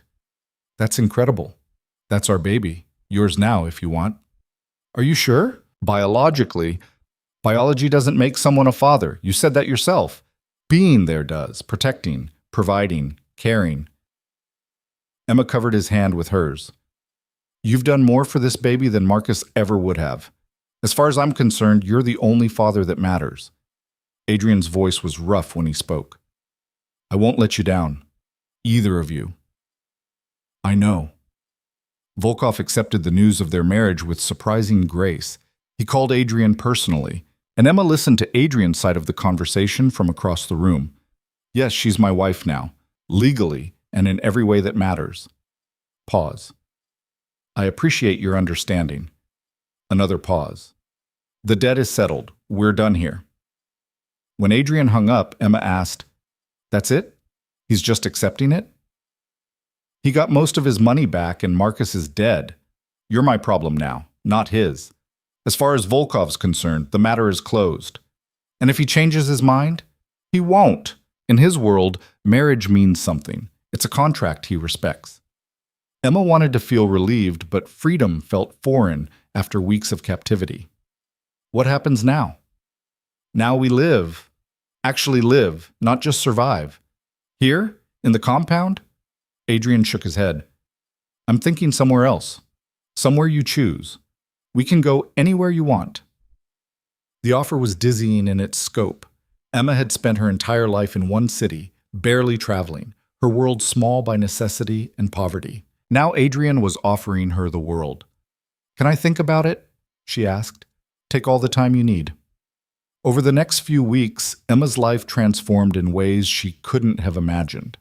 Adrian began transitioning out of his more dangerous operations, delegating to trusted people, slowly building legitimate businesses to replace the illegal ones. He told her it was time for a change, that he wanted to build something cleaner for their family. Vincent became a constant presence, part bodyguard, part friend, part uncle to the baby who wasn't born yet but already had people who cared. He taught Emma to shoot properly, patiently working with her until she could hit the target more often than not. You're getting good at this, Vincent said during one practice session. Good enough to protect myself? Good enough that I'd think twice before crossing you. Emma laughed, the sound feeling natural now instead of forced. That might be the nicest thing you've ever said to me. Don't let it go to your head. Catherine warmed up too. Becoming less of a servant and more of a presence Emma looked forward to seeing. She brought Emma tea when the pregnancy made her nauseous, told stories about her own children grown and living their own lives, offered advice Emma actually wanted to hear. Dr. Santos delivered more than medical care. She became a confidant, someone Emma could talk to without judgment about the strangeness of her new life, about loving a man she'd met under the worst circumstances, about preparing to be a mother when she barely felt like an adult herself. How do you know if you're ready to be a parent? Emma asked during one checkup. You don't. Nobody does. Dr. Santos smiled. But you love that baby already. I can see it in how you touch your stomach, how you talk about the future. That's more than some parents start with. As Emma entered her 8th month, Adrian insisted on hiring a full-time nurse and moving her to a property closer to a hospital. The new house was different from both the estate and the compound, smaller, warmer, with a nursery already prepared in soft yellows and greens. "You did all this?" Emma asked, standing in the doorway of the nursery. Catherine helped. "I'm not great with colors." Adrian stood behind her, his hand resting on the small of her back. "Do you like it?" "I love it. But Adrian, this is too much." Nothing is too much for our family. The word family still caught Emma off guard. She'd been alone for so long, family feeling like a concept that happened to other people. Now she had a husband who looked at her like she mattered, a baby growing inside her, people who cared whether she was happy. "I need to tell you something," Emma said, turning to face Adrian. "What's wrong?" "Nothing's wrong. That's the thing." Emma took his hands in hers. "I keep waiting for this to fall apart, for you to change your mind or realize I'm not worth all this trouble, but you haven't, and I'm starting to believe this might actually be real." Adrian pulled her closer, careful of her stomach between them. "This is real. You're my wife. That baby is mine. This family we're building is the most real thing I've ever had. Even with everything you've built, your businesses, your empire, none of that matters if I'm alone at the end of the day. You taught me that." Emma rested her head against his chest, listening to his heartbeat. Steady, constant, real. Labor started on a Tuesday morning, 3 weeks before Emma's due date. She woke to pain that felt different from the usual aches, sharper and more rhythmic. Adrian was already awake beside her, always a light sleeper. "Something's wrong," Emma said. Adrian was on his feet immediately, phone in hand. "Dr. Santos, it's time. We're heading to the hospital now." The next 12 hours were a blur of pain and fear and exhaustion. Dr. Santos stayed by Emma's side through all of it, calm and reassuring even when complications arose. The baby was breech. Emma's blood pressure spiked dangerously high. For terrifying moments, the doctors discussed emergency surgery. Adrian held Emma's hand through it all, his grip strong even when she squeezed hard enough to hurt. "You can do this," he kept saying. "You're the strongest person I know." "I'm scared." "I know. So am I. But we're doing this together." Finally, after hours of struggle, the baby arrived. A boy, small but healthy, screaming with impressive lung capacity. A nurse placed him on Emma's chest, and the world narrowed to just the three of them. "He's perfect," Emma whispered, tears streaming down her face.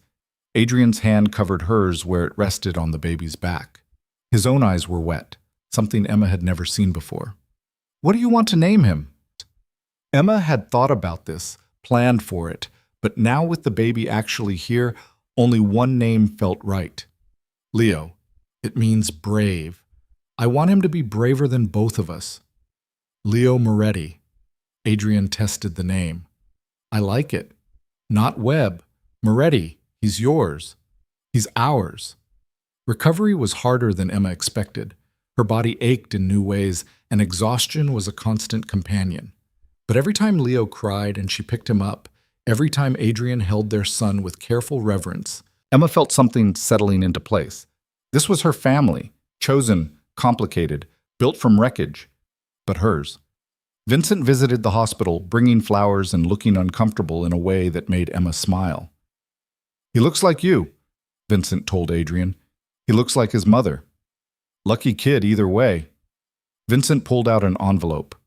"From Volkov. Congratulations card, apparently. I had it checked. It's clean."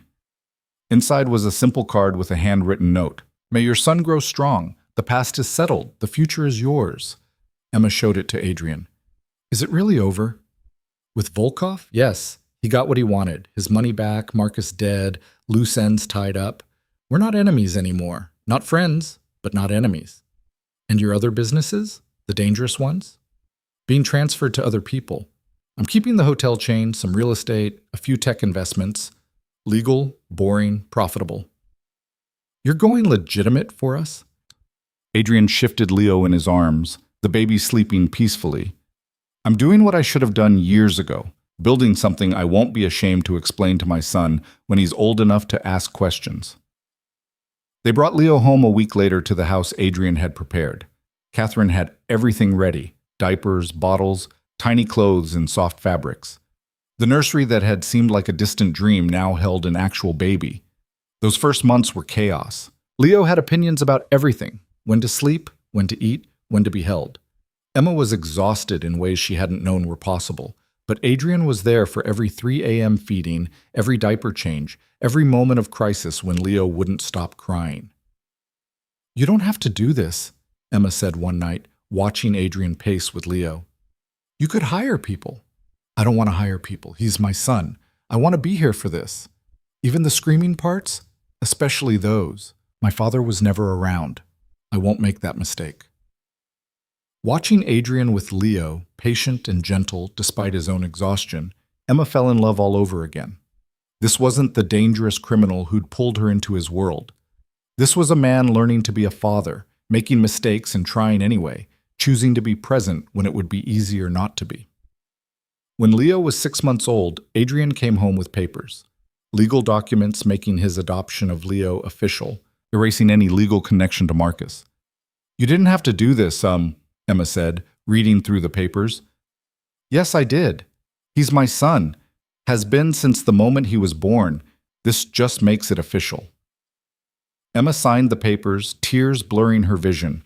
Marcus was gone completely now, not just from her life, but from Leo's. The baby would grow up knowing only Adrian as his father, never wondering about the man whose DNA he carried but who'd never wanted him. As Leo approached his first birthday, Emma started thinking about the future in ways she never had before.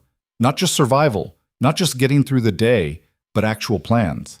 She started taking online classes, working toward the college degree she'd never been able to afford.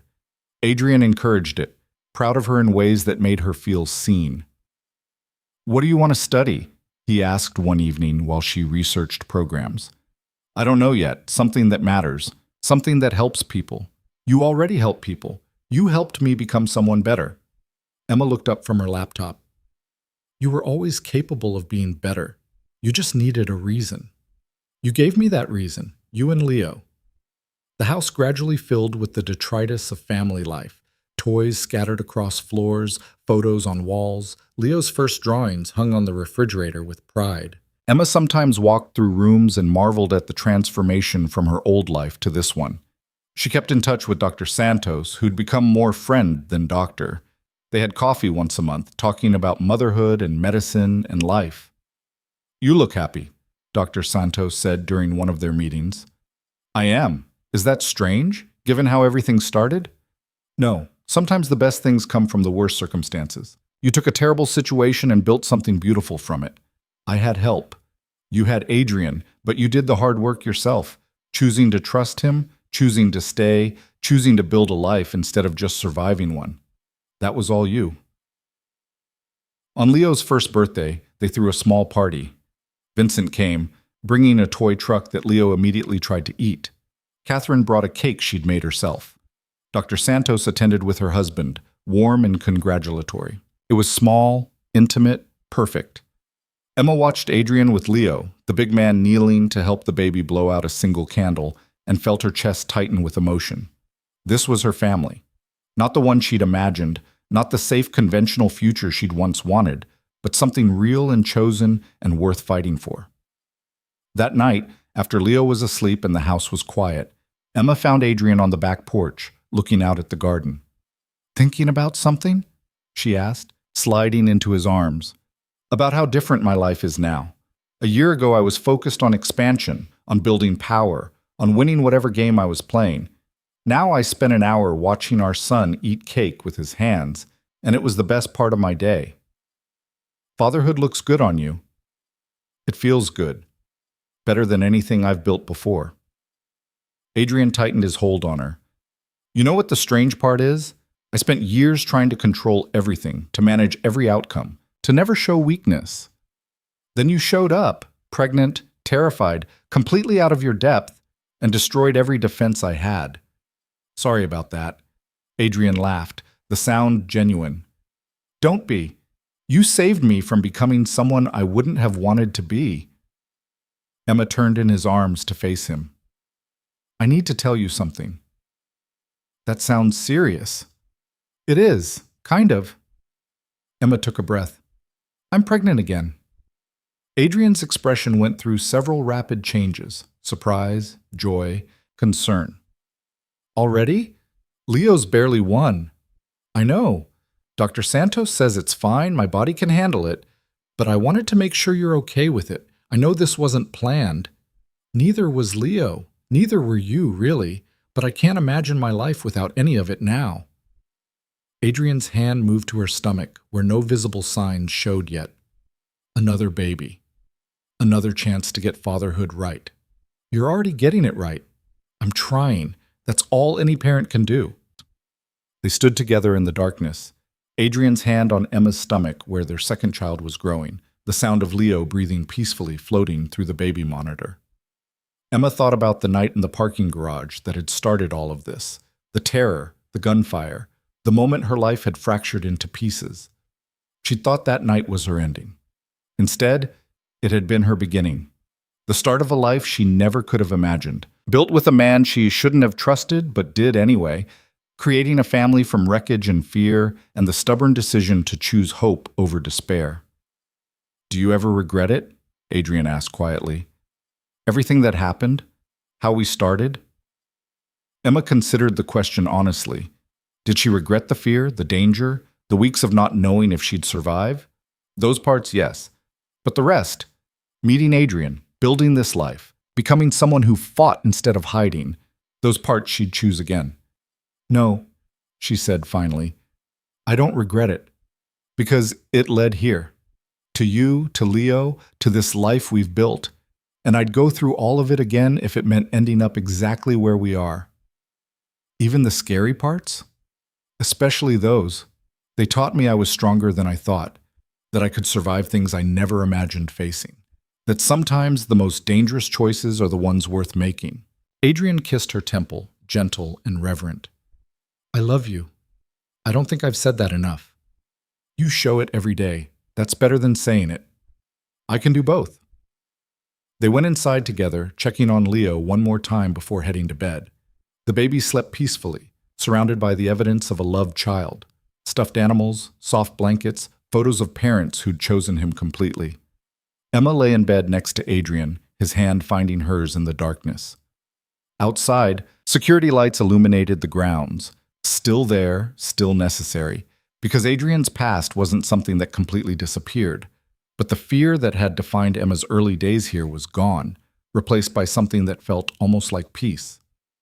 What are you thinking about? Adrian asked. How strange life is. 6 months ago, I was invisible. A hotel cleaner nobody noticed, barely surviving, alone and scared. Now I'm a wife and a mother, building a family with a man who once terrified me. It feels like a different lifetime. You were never invisible to me. No, that's what changed everything. Sleep came easily now, no nightmares of gunfire or running. Emma's last conscious thought was wondering if their second child would have Adrian's eyes or hers, if Leo would be a good big brother, if the future they were building would hold together under the weight of their complicated past. But those were tomorrow's questions. Tonight, she was safe, loved, chosen. And for someone who'd spent so long invisible, that was more than enough. Years later, Emma would look back on that night in the parking garage. The moment that should have ended her, but instead transformed her, and see it for what it really was. Not a tragedy, but a catalyst. Not an ending, but the beginning of everything that mattered. She'd learned that strength wasn't about never being afraid. It was about being terrified and choosing to move forward anyway. That family wasn't always about blood or conventional paths, but about the people who chose to stay when leaving would be easier. That sometimes the most dangerous men held the gentlest hearts if you were brave enough to look past the surface. Marcus had tried to trap her with lies and abandonment. Adrian had trapped her with protection and unexpected truth. But in the end, Emma had freed herself by making the hardest choice of all, choosing to trust again, to love again, to believe that maybe, just maybe, she deserved the life she was building. The cage she'd once feared had become her sanctuary, not because she was trapped, but because she'd chosen to stay. And that choice, made freely with eyes open to all the danger and complication it entailed, made all the difference. This was her life now, imperfect, unconventional, built from wreckage and second chances. But it was hers, chosen not inherited, fought for, not given. And standing in the ruins of who she used to be, Emma had found something she'd never had before. A future worth living, people worth fighting for, and the kind of love that didn't need perfection to be real. That was enough. More than enough. It was everything.